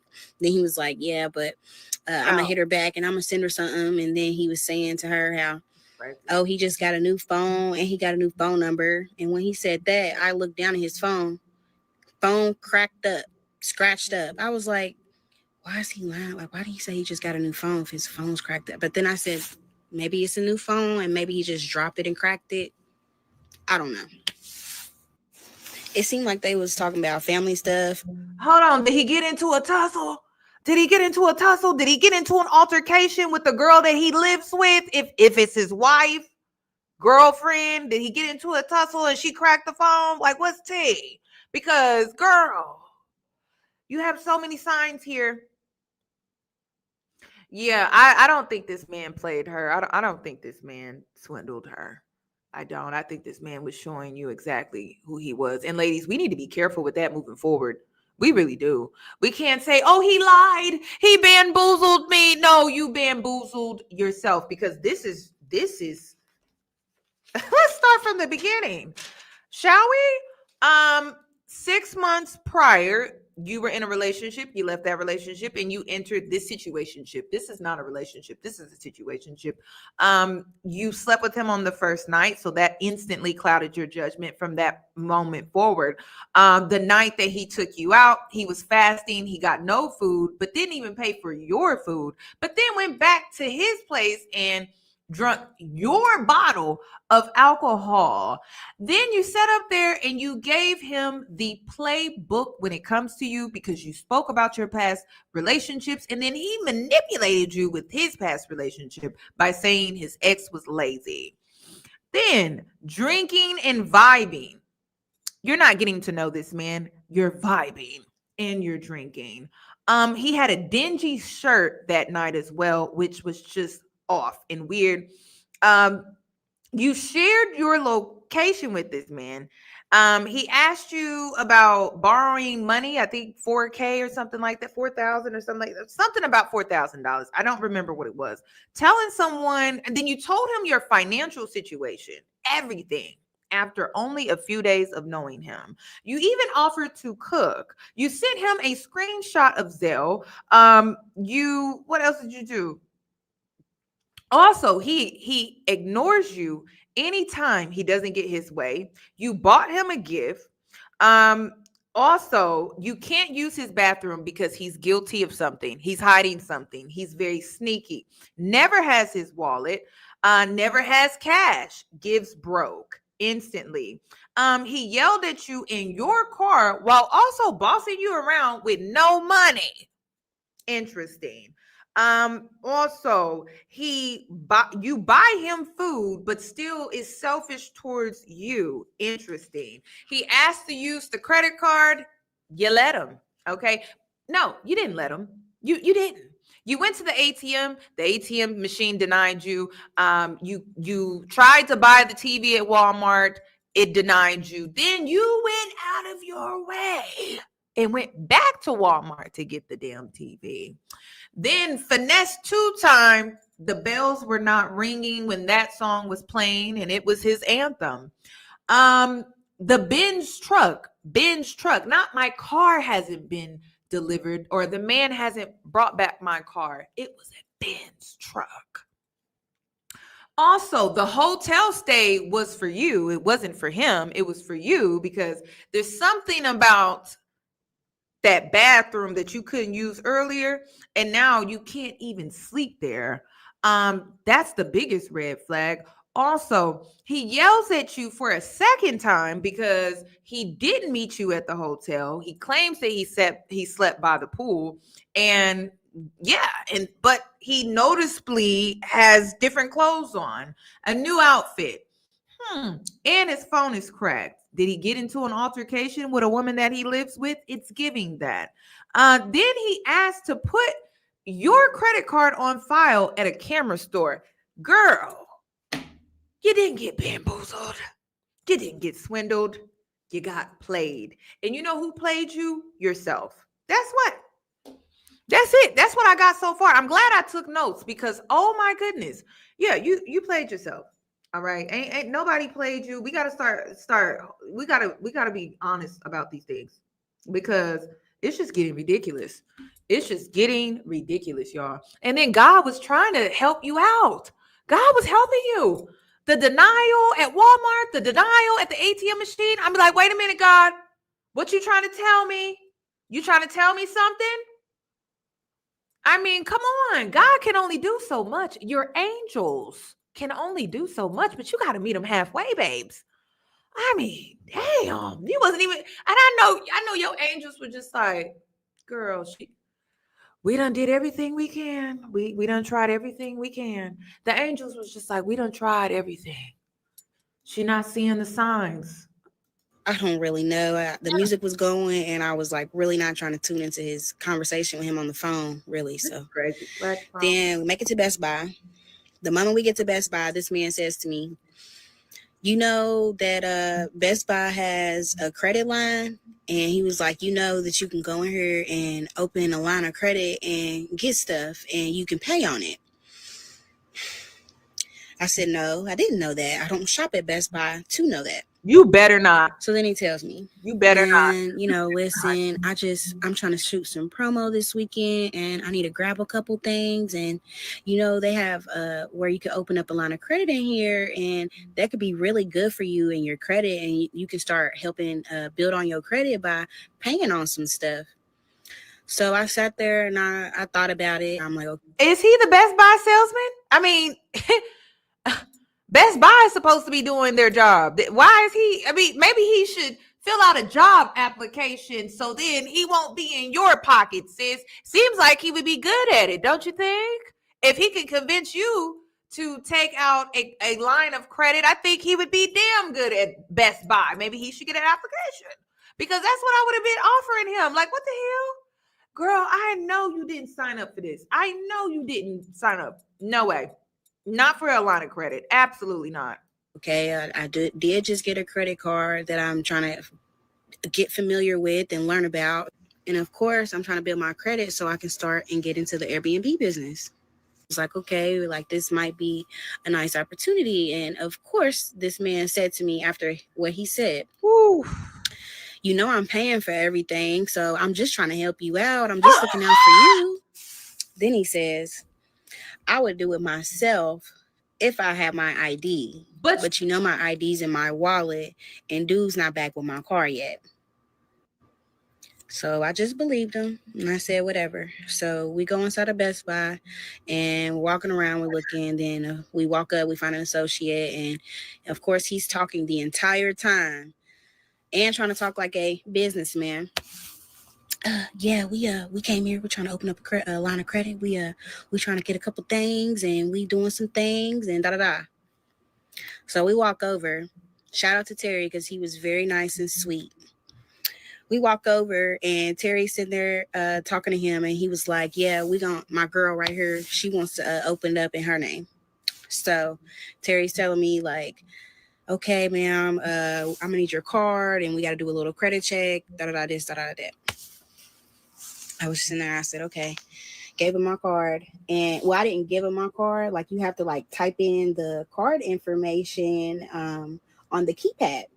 Like, of course, it's like a bunch of other stuff that you got to do, all the extra stuff. But you have to type in your bank account, card information. I can't remember what exactly it was, but you have to type all that stuff in. So as I'm typing the stuff in, this man is literally right here, breathing on the back of my neck, my ear. That's not how you do it. Type it in like this. Do that. I literally said, can you back up, please? Give me like, hammer. What is your... I said, this is my information. I know what I'm doing. They're going to reply back to me and say, that's how we talking to each other? Is that what you want? That's how it is now? Okay, cool. I was sitting there typing the stuff in, like, ignoring him. And Terry was like, just sitting there back looking. So then he steps back and he was like, okay, cool, whatever. So he's trying to do the little, like, where he back up off of me. And he's walking around in a little circle, acting like he's looking at stuff right there. So then Terry finished doing the little credit check. And then he comes back and he says that I was approved for up to basically $3,000. Oh, God. Oh. So he's telling me, like, you know, you can use your credit today. So once he said that, that's when dude was like, bet. And he said, I need this, I need that, I need this. So when he said that, Terry was like, okay, I'm going to take you there and I'm going to show you where it's at. So at first, whatever he had asked Terry to look for, he was looking for it and they didn't have what he wanted. I can't remember if it was a mini laptop. I can't remember what it was. It was so long ago. But he was just asking for different things. And Terry was like looking. So then he finds a couple things. And like as he's finding stuff, he's just bringing stuff back and sitting it down on the counter. So we're standing there and he's saying to me, you know, I already have a MacBook. I got this, I got that. Then he's asking me, like, you know, what do you got? And I told him, like, I don't got none of that. And I was telling him how I don't even know how to work a MacBook. Like, we was just going back and forth, casual conversation. I go and sit down because him and Terry's just now just walking around the store looking at stuff and talking. So I'm just going to, I go and sat down right in front of I'm sorry. Fine as hell is not going to cut it for me. I would go gay. All right. I would go gay to avoid this situation. I would be the biggest lesbo. Okay. Jerry from Harlem. Yeah, I would be so gay, y'all, to avoid this shit. Are you serious? Fine? Fine is not enough. I would be gay as hell, y'all. I'm sorry. I go switch to the other side. Absolutely not. Fine and going through this is just not enough for me. I would just be gay. I'm just saying. I'm just being honest. It's just not worth it. It is just not worth it. Fine, it's just not enough. And I'm straight. I'm heterosexual. Y'all know how I am. But to avoid this, I would go gay. That's it. I would be with a woman. I already got my eyes on the woman I would be with, and it to avoid this, absolutely. I wouldn't even think about it. at the cash register, and I was just literally sitting there with a blank stare, like staring off into space. And I'm sitting there thinking, I was just so numb to the situation, like what was going on. I don't even know how to explain my feeling on what I was feeling, but in that moment, I was just sitting there, and I just had that gut instinct, like, is this the right thing to do?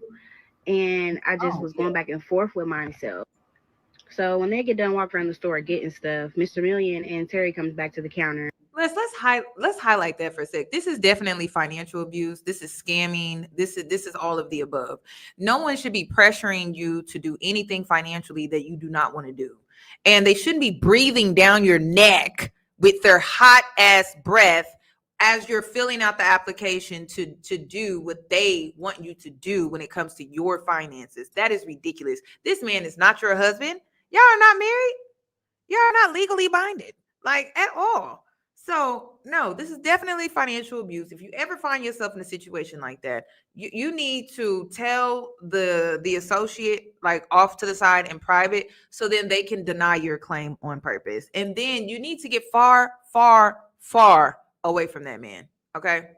And to be honest, if the salesman is really good at their job, the sales associate, they would pretend like they ran your credit and just come back and say that you're denied, because you don't want that hard inquiry against your credit. Okay.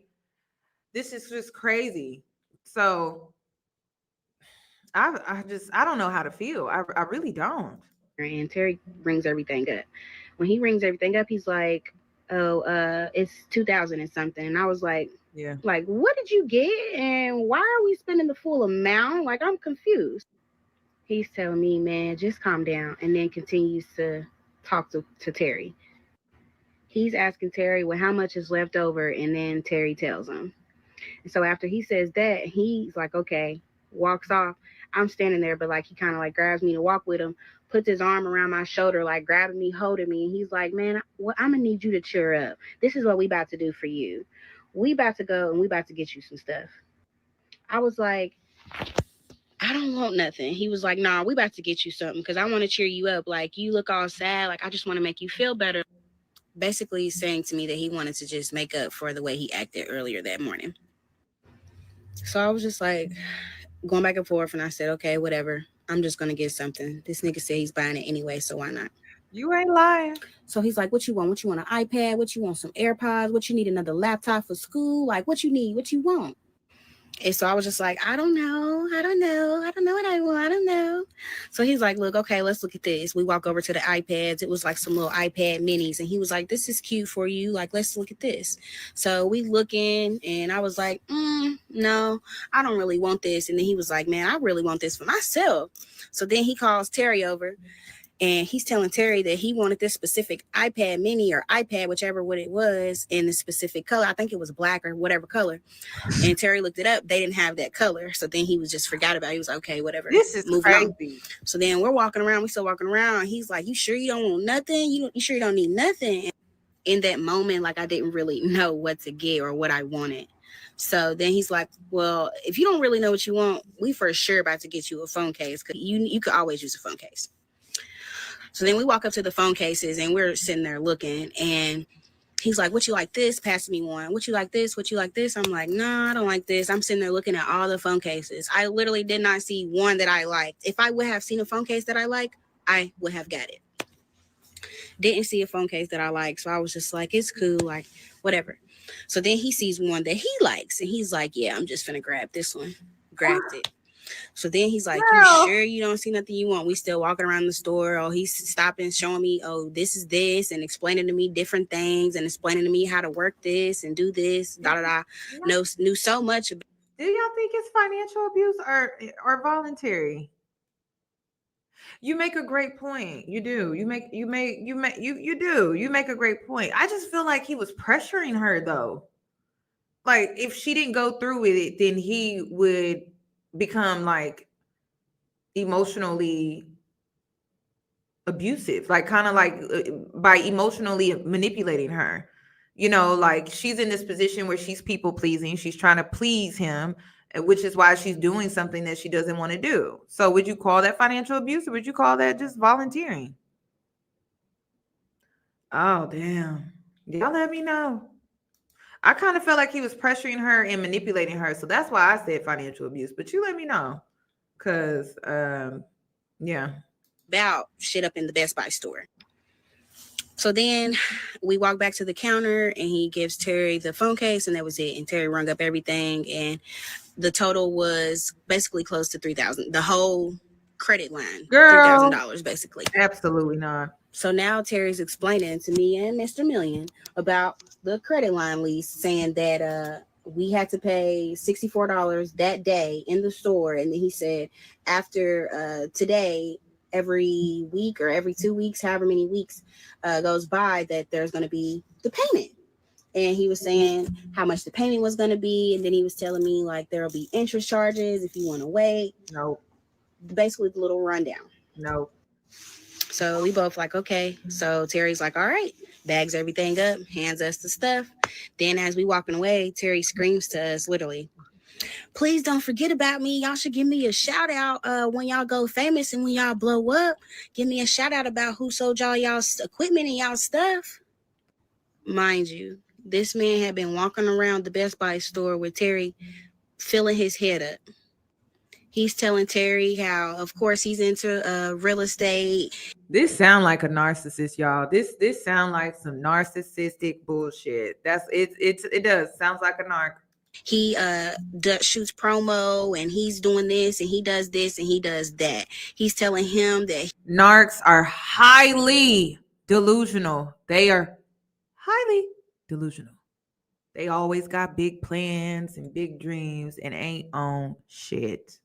He's a YouTuber. He's telling him that he gets paid for his social media. Like, he's just telling him all these different things. So Terry's sitting there geeking, thinking that we like some famous YouTube people or some upcoming people that's finna blow, basically. And when Terry said that to him, he literally geeked, and he was like, I'm gonna give you a shout out. Thanks. Look how he manipulated the sales associate, though. You see how he manipulated the sales associate, had him convinced of this delusional life that he doesn't even live. That is a narc, y'all. That is a narc. No, Terry is not in on this. He was being manipulated just like she was. That's what narcs are good at. They know how to manipulate everybody. And then once you call them out, then everyone singles you out and tries to make it seem like you're the crazy lady. That's why I'm just like, you know what? I'm gonna embrace the crazy, because at the end of the day, you're not gonna ever play in my face. He convinced Terry because that's what they do. That's what narcs do, y'all. That is what they do, y'all. That's what they do. He ain't gonna ever see that man again. So then as we walking out the store, he's walking. He had a little backpack. He got his little bag. I had a bag. So as we walking out the store, this man says to me, guess what the best part about getting all that stuff was? I said, what? He said that it was free. I said, what? That's not free. I still got to pay on that stuff, like laughing it off. Because I'm thinking he's meaning like it was free because of how you're able to get everything up front and then pay on it. So then he ends with, but yeah, you know what I mean. And then we get back in the car. This is part 10 to who the fuck did I meet on Facebook dating. So where I left off, we leave best. No, we gotta pause on that one. We gotta pause. I've been doing so well. Girl, are you okay? She needs real love in her life, y'all, because that is the only way this makes any sense to me. To put yourself through something like this. Okay, Mia says it's financial abuse. Oh, for elder abuse. You know what? Okay. Kids and grandkids bring in elderly people to withdraw their money. Oh, that's an interesting point to make. Okay. Thank you for that. Okay. Uh, sis, that's a red flag for the fact that he really left out of that store like, oh, it's free, because he has no plans on paying for that at all. He has no plans. And that also tells me that you paid the $64, because Terry said that you have to pay the $64 before you leave the store for you to leave with those items on credit. So that means you paid the $64, and then he walks out and says the best part was that it was free. Baby, I don't know what touched by an angel. I don't know if that's what it would take for you to wake up and see what's going on here. You need to be touched by an angel to wake you up. I think the angels were touching you. I really do. But I don't think you heard them or you felt them. I don't know. But man, I know they was trying to get your attention. This is crazy. So he really walked out of that store like, da, da, da, da, da. I got a sucker. I sucked her. She doesn't even know I sucked her. Best part about this trip was that it was free. I got all of this cool stuff. Interesting. Get in the car. He then asked me to go back to the camera place that we had just previously went to, because he said they hadn't called yet and he still wanted to see what they were talking about. So as we were on the way there, I'm driving and I'm just reflecting on what I had just did and what he had literally just said to me about it was free. And I wasn't really saying anything. I was just playing music, and he was just sitting there scrolling on his phone on Instagram. And in my head, I'm thinking like, one, why isn't he sparking conversation with me? And then two, why has he just been sitting scrolling on Instagram since he got in my car? Like, you got all these businesses, so why are you just sitting scrolling on social media? I was in my head at the time, so I wasn't really trying to spark any conversation either. We pull back up to the camera place, and he goes back inside by himself. As I'm sitting there, I'm literally getting like a knot in my stomach, and I was just questioning myself so bad and him and what he was doing. I just wanted to know, like, what was really going on. Was this man telling the truth, or was he lying? Then I'm going back and forth with my girl. I would have drove off at that camera shop, would have took the stuff that I just purchased back, and I would have took my black ass home. That's what I would have did. I would have took it home. I'm just thinking about every moment that she could have went back and just left. She could have just left. Girl, this man is definitely lying to you. I don't know what else to say. I would have drove off with the Best Buy packages in the back, and I would have went back to Best Buy, returned the stuff, and I would have took my black ass home. That's what I would have did. Like, girl, what are you doing? Like, is this really worth it? I don't really know. Still just trying to give this man the benefit of the doubt and believe what he's saying. Ooh. So he comes back outside, and when he does, I ask him, like, of course, what did they say? This is a lot of doubt. This is a lot of doubt that you're giving one person. This is too much doubt. This is like denial type of doubt. And he says, they ain't on shit. They not talking about nothing. They not trying to let us do it. And in my head, I'm thinking like maybe they seen how I said I was, so they didn't try to approve me because they felt like something bad was going to happen with their equipment. After he said that, I was just like, okay, like looking out the window, just sitting there, pause for a second, and pulls his phone back out, starts scrolling for a split second. And then I'm like, so what are we doing? What's going on? Is dude done with your car yet? Like, what's going on? He's saying that dude hadn't hit him up yet and that he was probably still working on the car. So that's when I asked him, like, so can we just go to the car, get your stuff for you while he's working on it, or just wait, like, if he's almost done? He says, man, nah, we not doing that because that man's far as fuck. So he's almost done. So we just gonna wait. A grown man being without his wallet for this long, that would be so suspicious for me. Now I'm sitting there in silence, and then I start crying. And he's like, what's wrong? Why are you so upset? And I tell him, I just really cannot be played no more. Like, I've just been played so much with men. So now he's saying I need to chill out and calm down. And he's not like all the bum dudes that I've messed with in the past, and that he can back up everything that he was saying. And as he was saying that, like, he's leaning in, hugging me, trying to console me. And I'm sitting there like, crying, trying to get myself together. And then I said to him, like, okay, all right. And then I asked while he's sitting there hugging me, I'm like, you think you could drive? Because I'm just too upset right now. He leans back off of me, hops out the car, slams my car door so hard, like so hard the window could have broke. So when he did that, like literally my heart jumped, like my heart was racing. I did not know what this man was on. Like when he was coming around my car to my car door, I literally was like, no, it's cool. I'm good. I'm about to drive myself. And I'm not going to lie, that shit really scared me. Like, I have never been in any type of domestic situation before, so I didn't really know how to react to that. It's not like I don't have a backbone and I know how to speak up for myself, but in certain situations, I literally shut down and don't know how to speak up for myself, if that makes any sense.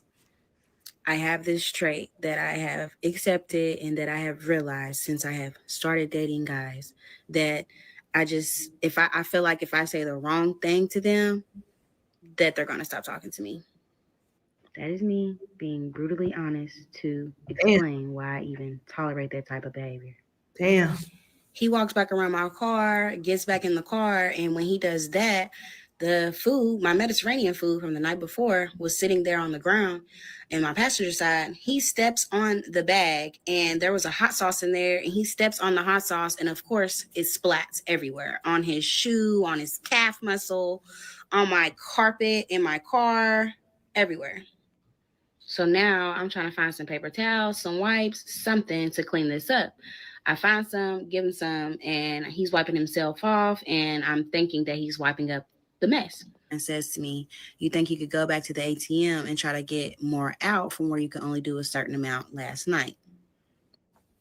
He said he wanted to have some money on him. I didn't know what we were doing on later that day, so I just was like, okay. Yes, I know. My money, I know.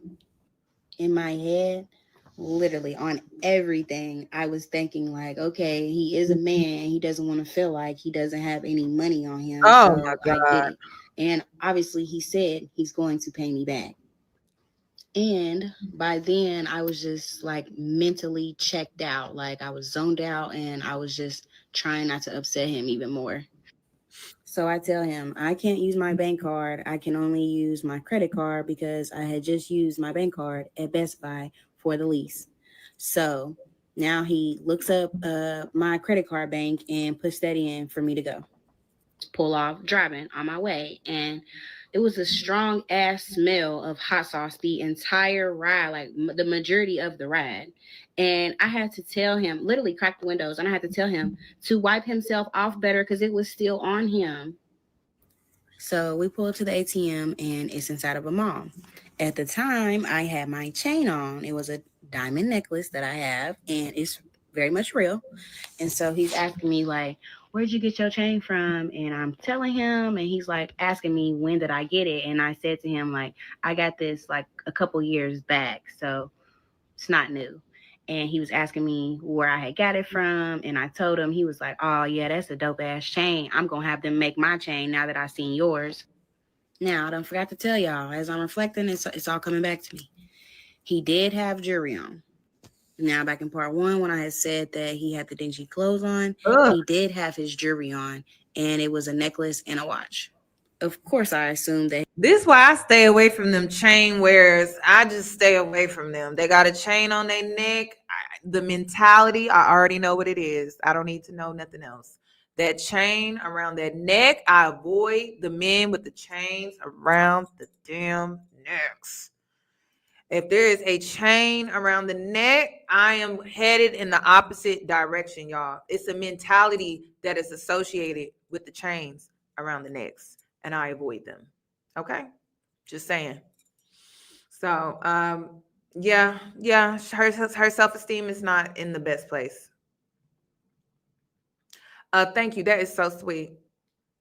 Yeah, this is people pleasing for sure. This is out of this world. I wonder if she talks about her childhood.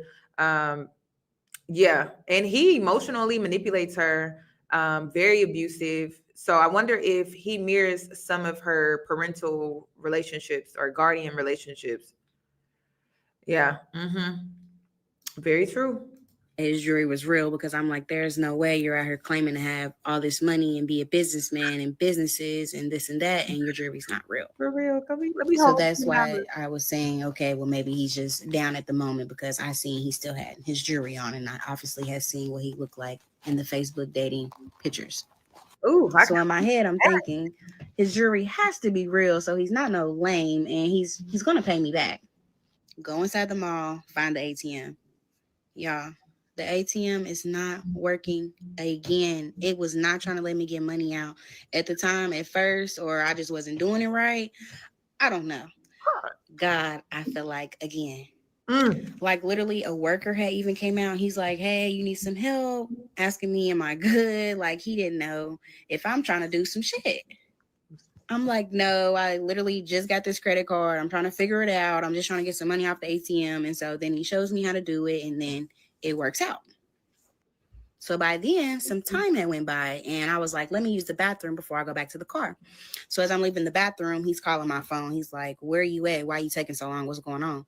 And I had to tell him like about it not working, and I was using the bathroom. So hang up, make my way back to the car.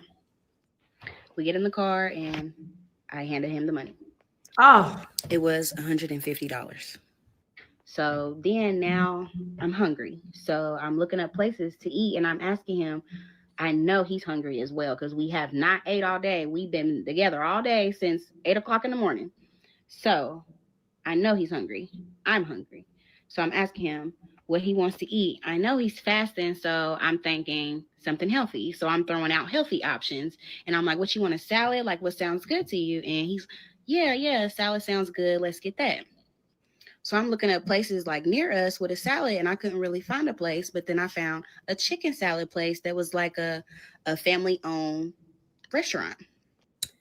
Get there, go inside. Of course, he comes inside with me, and sitting there looking at all the food. And there was a chip stand, and he only grabbed a bag of Grippos. And so now he's getting a phone call, and he gives the Grippos to me and says, here, get these, and walked immediately out the door before I could even say one word.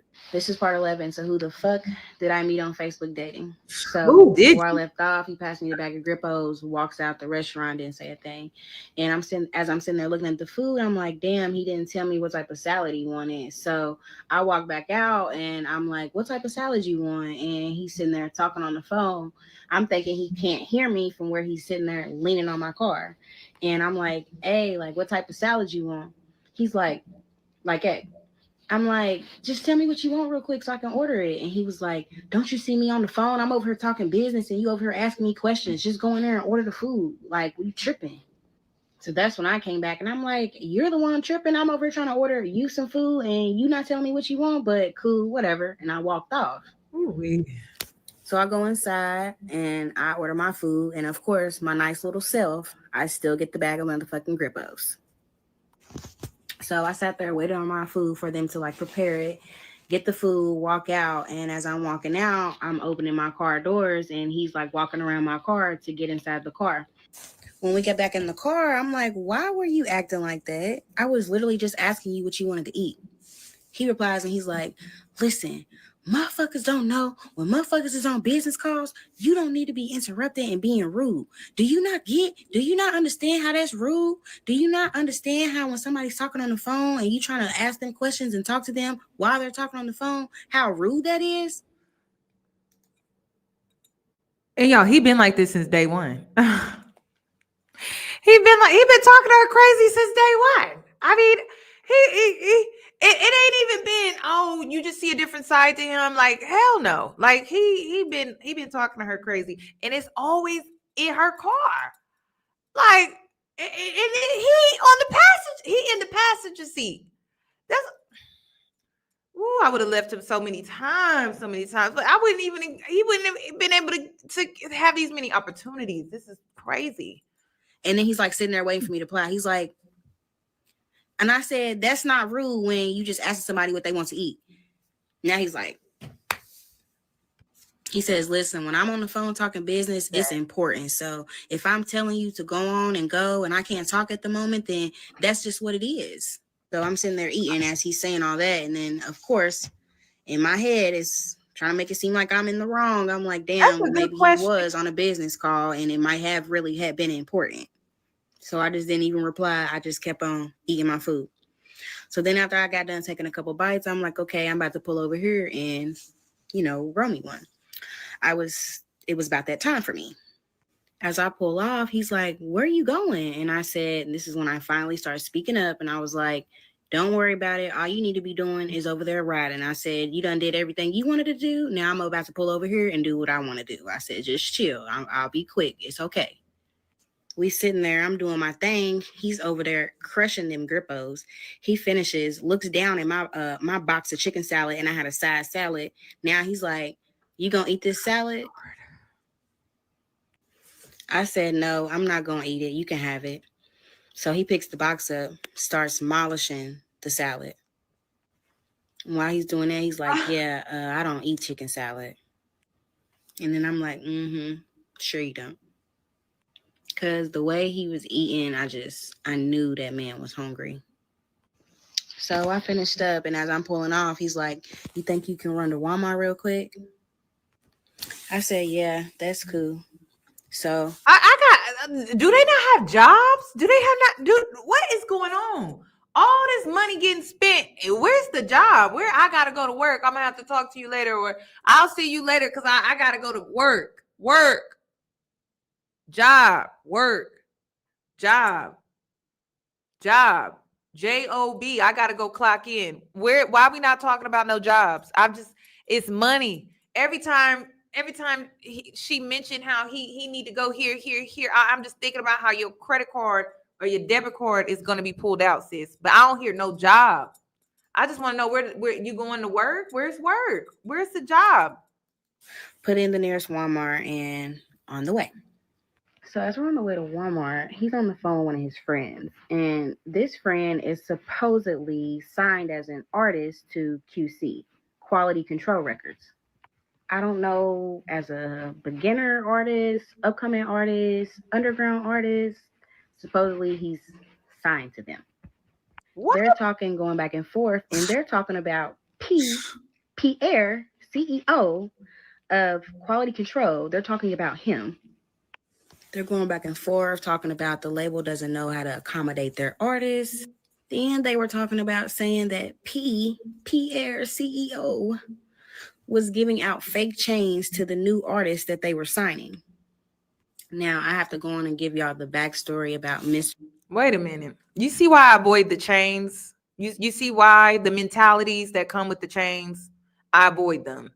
Okay, they lead to some bullshit always. And I love that the men wear them. I do. Don't stop wearing them. Don't wear the chains, because then I know who to avoid, because you're telling me the mentality that you have, that you carry. And it's just like this big red thumb that just sticks out. It's like, ooh, let me step to the side. Ooh, let me avoid that. Ooh, let me move out the way. So keep wearing the chains, right? But ladies, I need you to understand that the men that wear them chains, they come with just a stupid mentality. They really do. They always do. I'm telling you, it always leads to some stupid stuff, like rapper wannabe, baby daddy, runner up, or already is a baby daddy. It's all, and I think they like to impress their friends more than they like women for real. I mean, I could just go on and on and on and on and on. Why you just avoid the damn the chains? I avoid them. And then the louder, just know the worse the mentality gets. Just so you know. Just so you know. Nothing wrong with a little modest chain. you know. I also avoid the men with the crosses around the necks. I do. I'm just telling you. I do. The crosses around the necks, it comes with the men with the mentalities where they present themselves a certain way, but you know what it really says? Misogyny. Oh, misogyny. A woman knows her place or should know her place. So the chain with the cross, misogyny. I'm just saying, I'm just saying. I'm just telling you what I know, what I've been picking up on when I've been out here in these streets. Misogyny is with the chain, with the cross. So I just avoid them. And then they also the men with the crosses around the neck, they are a piece of work, honestly. They tend to be like they put on acts, like they're the nice guys. That's it. They just put on acts. They put on fronts, and part of the front is the cross. And it's like this armor or this shield that they wear, so you can't really see the real them. And then they play everyone and manipulate people when it comes to their persona, but it's not who they really are. So you just got to be careful. You gotta be careful. You gotta be careful. You gotta be careful. You just do. You just do. You just do. I'll never forget the last man that was in my face with a cross around his neck. He had a baby 2 months ago. Talking about his baby mama to my face. I'm like, sir, you already started your family. I need you to go home to your family. And then I told him I was a witch so he would get out of my face. And then he was afraid of me. And you should be afraid of me, because why in the hell are you outside and you just had a baby 2 months ago? So, yeah. Asking a man for money in Houston, it does not work. But when you tell a man you're a witch, oh my God, they magically disappear. And not only that, they're afraid of you. They're very scared. So, yeah. They won't ask you to cook either. They won't ask you to cook. Well, I don't know if you're going to put some juju in my food. You're damn right. I may. I don't know, put some herbs in your food. So they don't even ask you to cook, honestly. They don't ask you to do anything. You know what? They fear you. So I'm just saying. So then you don't be out here getting played like this lady. Seriously, they don't ask you to cook, y'all. They don't. They're like, oh. They be so scared. I love it. Mr. Million in that, because I can't wait until the later on parts. So here's a picture of P standing right here with Mr. Million, and there's a flyer at the top that says quality control. Top right side, y'all see that pendant right there. Now, I don't know whose pendant that is, but there's a pendant that says QC. So when I found out about that, I had to go do my research. I went on his Instagram page and I seen that, which really prompted the thought in my head of, why is he doing this if he has so much money? So apparently when they met, P liked his music and signed him and gave him an $800,000 advance, which prompted his stage name, Mr. Million. Mind y'all, I'm thinking and feeling and finding out all these things after the fact. Anyways, they were going back and forth about the label and just talking really negative about it and their experiences. And then Mr. Million's talking about how he's starting his own record label or has his own record label, something along those lines. Mind y'all, the music was on and I was in and out. I was trying to act like I was not in this man's conversation. But I for sure heard that the moment I heard P and the moment I heard quality control, that's when I was zoomed in.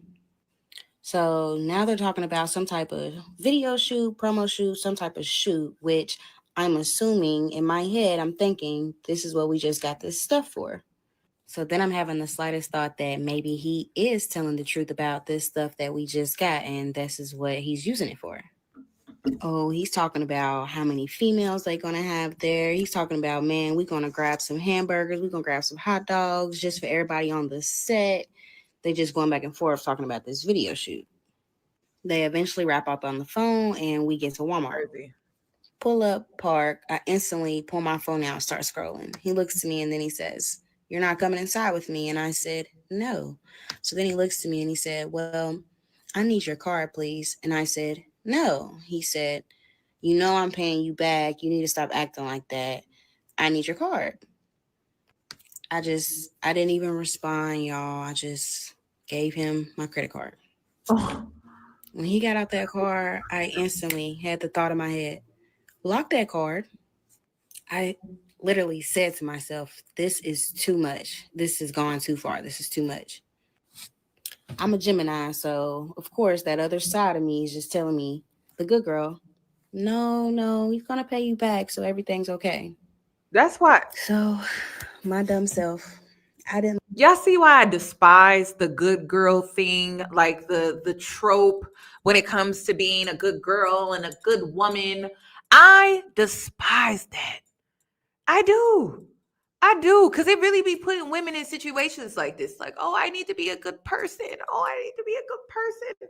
And this girl is getting ran through the cleaners. That's why I don't give a damn about that. Please, ladies, being a good girl, it served you in girlhood. Continue to be a good girl in girlhood. But womanhood, girl, if you don't ditch that, okay, a good girl served you when you were younger. Get good grades, stay in school, be that. In college, yes. Okay, in college, absolutely. It's not cool to be a loser. It's not cool to be a loser. Go to school. Graduate. Yes. Because when it all said and done, they can say whatever they want to say about you, but they can't take it from you. They cannot take it. It's not.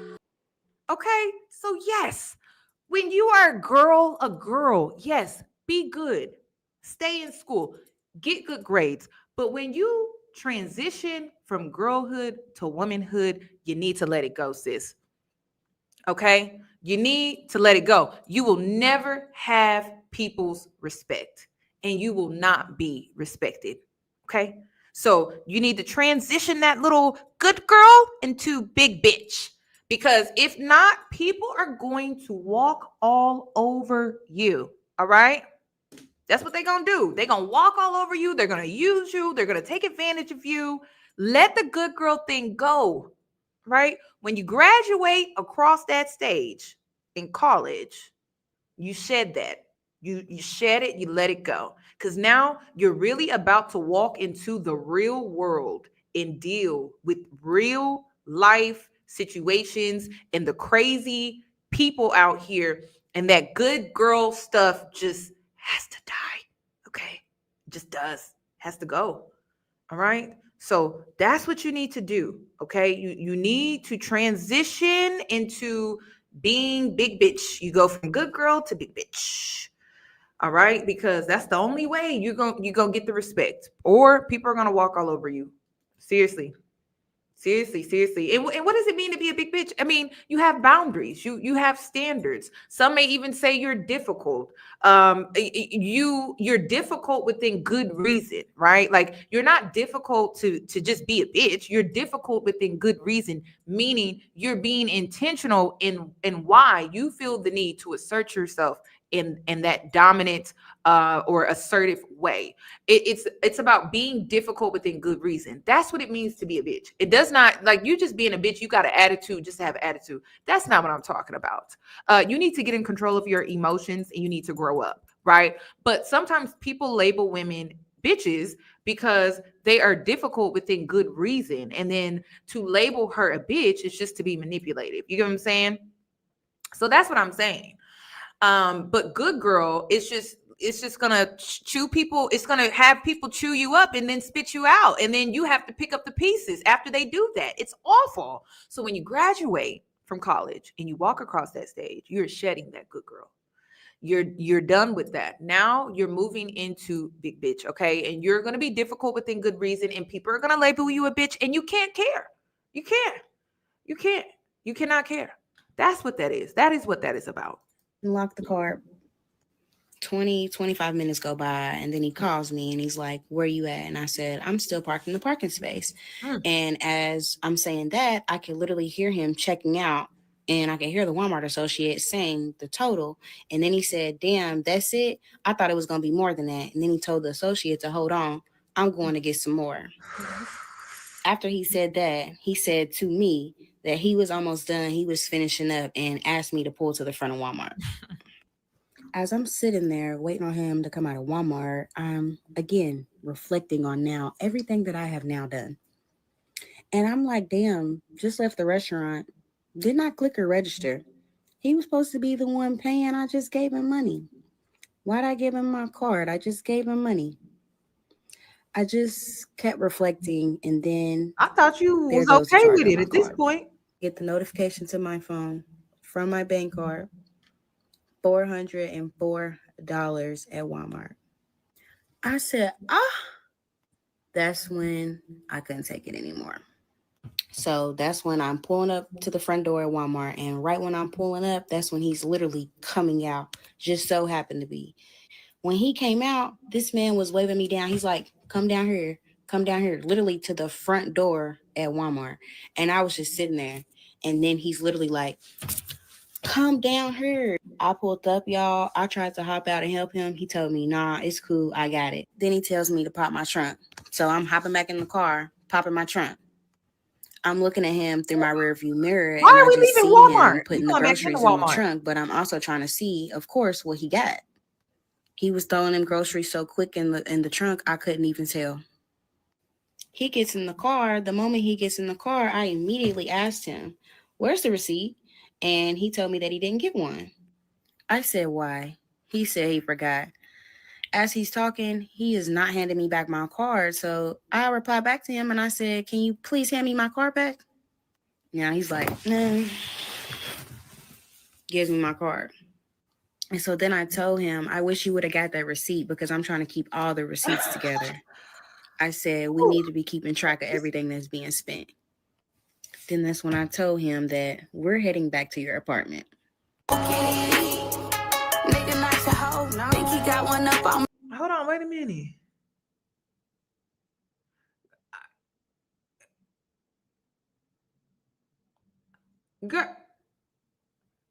Girl, how?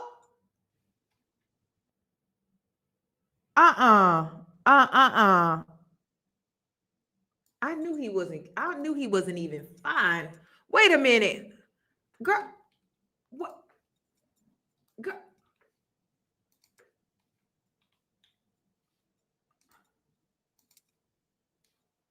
Girl. What? Ugh. That's why I stay away from the skinny jeans too. I sure do. I stay away from them damn skinny jeans. I see you in some damn skinny jeans.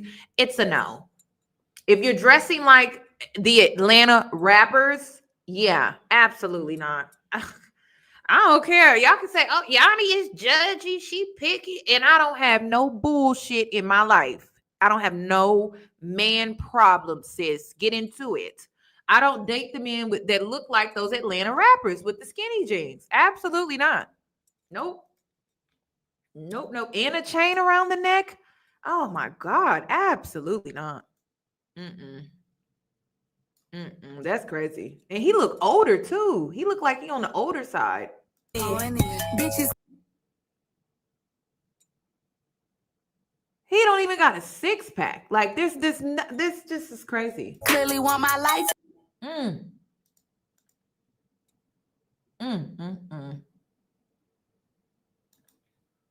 That's crazy. What I look like asking him up. And then I mean, it looked like he homeless. What's going on? What's going on? Looks like he kind of homeless. Hey everyone, so I'm back with the update. I just want to first off start by saying thank you for everyone that has been reaching out to me, that has been encouraging me, especially the women who share similar experiences and have taken greater losses. The biggest thing for me has been you all praying for me. That has been giving me the strength and confidence to continue telling my story. I can't change everyone's mind or their opinion, but I can try to quiet the noise. So, there are lots of questions about what transpired Friday evening during my live. Some of you may be aware that there is an explicit photo out there of me circulating. What? People have sent it to me, but just know that photo was taken without my knowledge and in a premeditated effort to continue to silence me, intimidate me, and to blackmail me. This is crazy. By doing that, it just shows his character and who he really is. By posting that, he thought that that would be a defense for himself not even realizing that he's breaking the law. Again, I've seen the receipts. People have sent me the receipts. I'm going to discuss them to prove, show, and support that this is a pattern of his that he has. No, I am not the only victim that has experienced this exact situation with him, but I hope that I will be the last. This is a Facebook post from 2020 posted to the Phoenix, Arizona community from someone who was trying to expose him and bring awareness about him. Here is someone reaching out to me about her experience with him. Here is another woman reaching out to me about her experience with him. This is another woman writing me about him and her experiences with him. And here's another woman reaching out to me about her experience with him. These are comments from someone who does not wish to be a part of my story, who was dealing with him at the time in response to his videos and posts that he made about her. Last and certainly not least, this man currently has an active warrant for shoplifting. And yes, I called to clarify and see.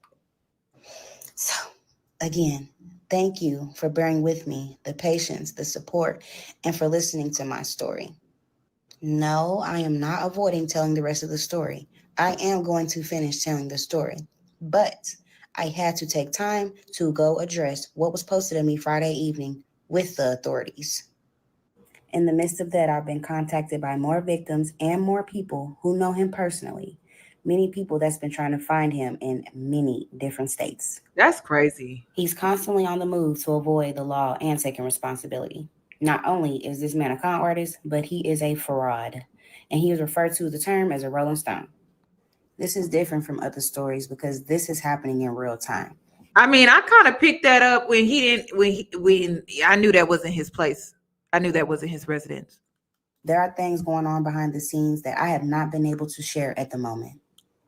I had no other choice but to go consult with the authorities to address about what was posted of me Friday evening before I can finish telling y'all this story. Now, I am still going through my healing process, still talking with the therapist as well, as I talked about in part 1. That's good. Now, I have taken full accountability for what I have done. I'm telling my story to prevent this from happening to someone else dealing with him or someone else who is exactly like him.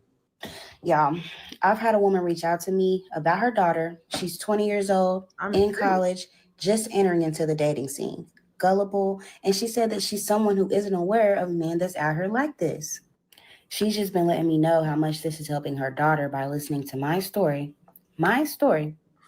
to prevent her from becoming a possible victim to a guy like this. Now, that is what my story is for. I understand if you don't want to listen. You don't have to hear it. But this is about to be a safe space for women who want to listen and who also want to be heard. Women should be able to come together and be transparent. This is why victims don't come forward, and this is why some of his victims don't come forward, hasn't came forward, not trying to come forward. I have to ask, do y'all see her as a victim though? That's what I'm like a little confused about. And I'm not saying that to be shady. I'm being real. Like, can you explain how she's a victim of this? Cause man, I wish she would speak more about her mental space, possibly, but I'm not really seeing the victim. Naive, people pleasing, gullible, too lenient, too understanding, benefit of the doubt was given way too many times. I wouldn't say a victim. Now, these other girls, I don't know. You know, I don't know their stories. But her, finessed, he definitely did that. Now, is she a victim of somebody scamming her? I could see that. I could see that. She's a victim of a scam, but then it's like, I don't know. Y'all let me know. Y'all let me know. Do you think she is a victim as far as like a scam was done or committed against her? I wonder. I could see it from that point of view, of her being a victim of a scam. Yeah, because he did. He definitely scammed her. Because he lied to her. He told her this elaborate story. She fell for it. She believed it. And then come to find out it was just a lie so that he could scam her and get her money. I don't know. It just I think the reason why we're so hesitant to say that she is a victim is because of I mean, this is a lot to, I mean, he did everything to your face. Like when I think of a victim, I think um someone did something to you and you had no say so, you had no control in the situation at all. But y'all let me know. Yeah, I could say in the beginning, but after a while, kind of transition into being a volunteer to help a friend. Like that's what it's kind of coming across as. But I wonder how the police would see it. See, I wonder if the police are involved, if they're investigating this guy and all the scams that he's ran on women. So it would be interesting. It would be interesting to see. For because of these exact reasons of being judged and ridiculed. It could be your daughter, your sister, your niece, your friend, your cousin, whoever.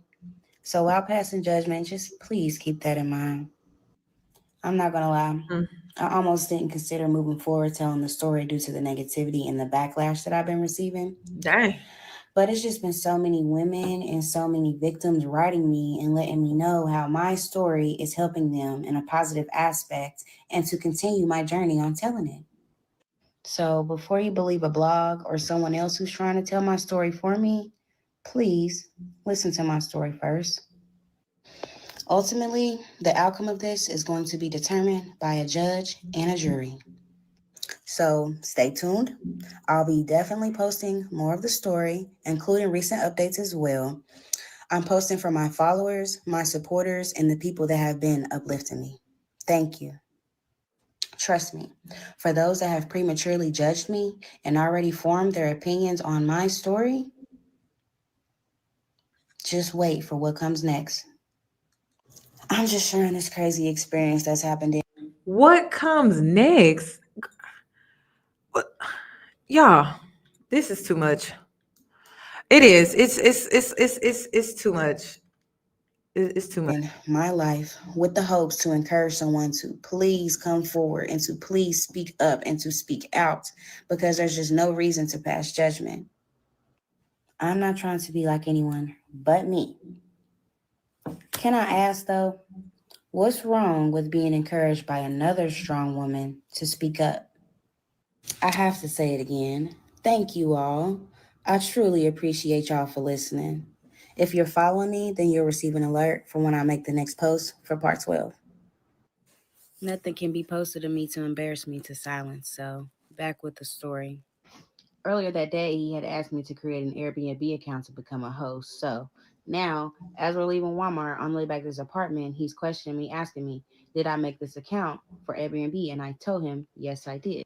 He asked if I was serious about making the account or if I was playing about really getting to this money. And I told him that I was dead serious that I created the account. Now I'm like, okay, let's ask a couple questions. So when he came out of Walmart, I had seen him eating a bag of Ruffles. So I'm like, let me ask him about his fasting. So now I said, what made you want to start fasting? He said that he felt like he couldn't lose weight and that he felt like something was wrong with him. And I was like, okay. So now I'm like, let's. Narcissists always have issues, y'all. They always have stomach issues, back issues. They whole body just it don't be working. You want to know why? Because they're out here doing things to people like this. That's why narcs are always having health issues. Some always wrong with their body. It's always something. I'm telling you, it's always something. Ask about the car. I say, what's going on with the car? What's the status on it? How long is the dude about to take? Have you talked to him? So now he's saying he's about to call this dude and see what's going on. Mind y'all, I'm driving, so I'm not paying attention to nothing he's doing on his phone. All of a sudden, I just start to hear him start talking.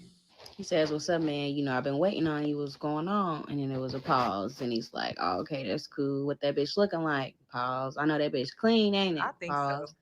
They got to go and talking back and forth. Now he's asking, well, how much longer you think it's going to be? Little pause. And he's saying, okay. Of course, now I'm asking, how long is it going to be? And what did he say? And all he's saying was that he had said that it was almost done. Then there was just casual conversation until we got back to the apartment. Once we got there, there was an outside elevator that the apartment complex had. So he tells me to pull inside the garage and next to it.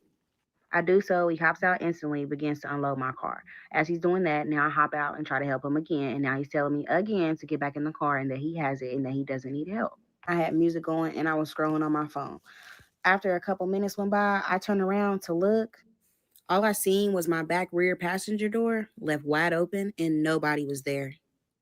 I had to call his phone a couple times before he answered, and then once he did, I asked, "What's going on? Where did you go? And what are you doing?" I said to him, "If you're up in the storage unit, then I should be able to come up to your storage unit as well. There is no reason why I am all the way out here and that I just did all this for you and that I cannot come up there." He told me that he was taking everything to the storage unit and that he would be right back down, and told me to find a parking space on the street. I did so like a dummy, and then I said to myself, "No, you need to text him because you should be able to go up there." That's the text that I sent. That's the text that he responded. Then I follow up and send him a screenshot showing him that my Cash App account is closed. I even sent him a screen recording to show him that that was my account and that I was telling the truth. He doesn't respond. He ends up calling me, asking me where I'm parked at, and then tells me to pull around in front of the apartment complex and that he was about to come down. This man comes down and gets inside of my car and acts like he did not just text me what he did and said to me. Now he's asking if I can run him up the street to this clothing store to see what they got so he can have an outfit later on for this video shoot. What? I said, "You're talking like you didn't just call me weird. Now you're asking me to take you somewhere. Are you going to send me my money?" Now he's saying, "You said your Cash App's closed, didn't you? I'm going to have to wait till I get my wallet so I can get some bread to give to you." I eased off and I was like, let me just stay cool with him so he could just pay me back my money. We drive to the clothing store and it wasn't that far away. When we got there, it just happened to be closed. So once it was closed, I told him, "I'm looping right back around and we're going back to your apartment." So now I'm saying to myself, talk to him, have a one-on-one with him, and tell him how you really feel. Oh, yeah. I told him about my abandonment issues with men, Yeah, he definitely lives in the storage unit. as well as my experiences with loaning men money and not being paid back. I'm getting emotional as I'm saying these things, and that's causing him to get upset. And then he says that my crying is making him want to smack me to shut me up. And now he's screaming again. "I got $100,000 in the bank." Telling me, oh, he could show me his bank statements. He's not like all these other lame dudes out here. He's touched real paper before. Now he's saying on his granny, on crib, how it's hard to get access to him and how he moves different from all these other dudes. Now he's saying that he's a businessman and $2,000-$3,000, that ain't nothing to him. Saying, why would I run off with a camera and a bunch of camera stuff and stuff from Walmart? He like, that's lame as hell. That's some shit that I don't even gotta do.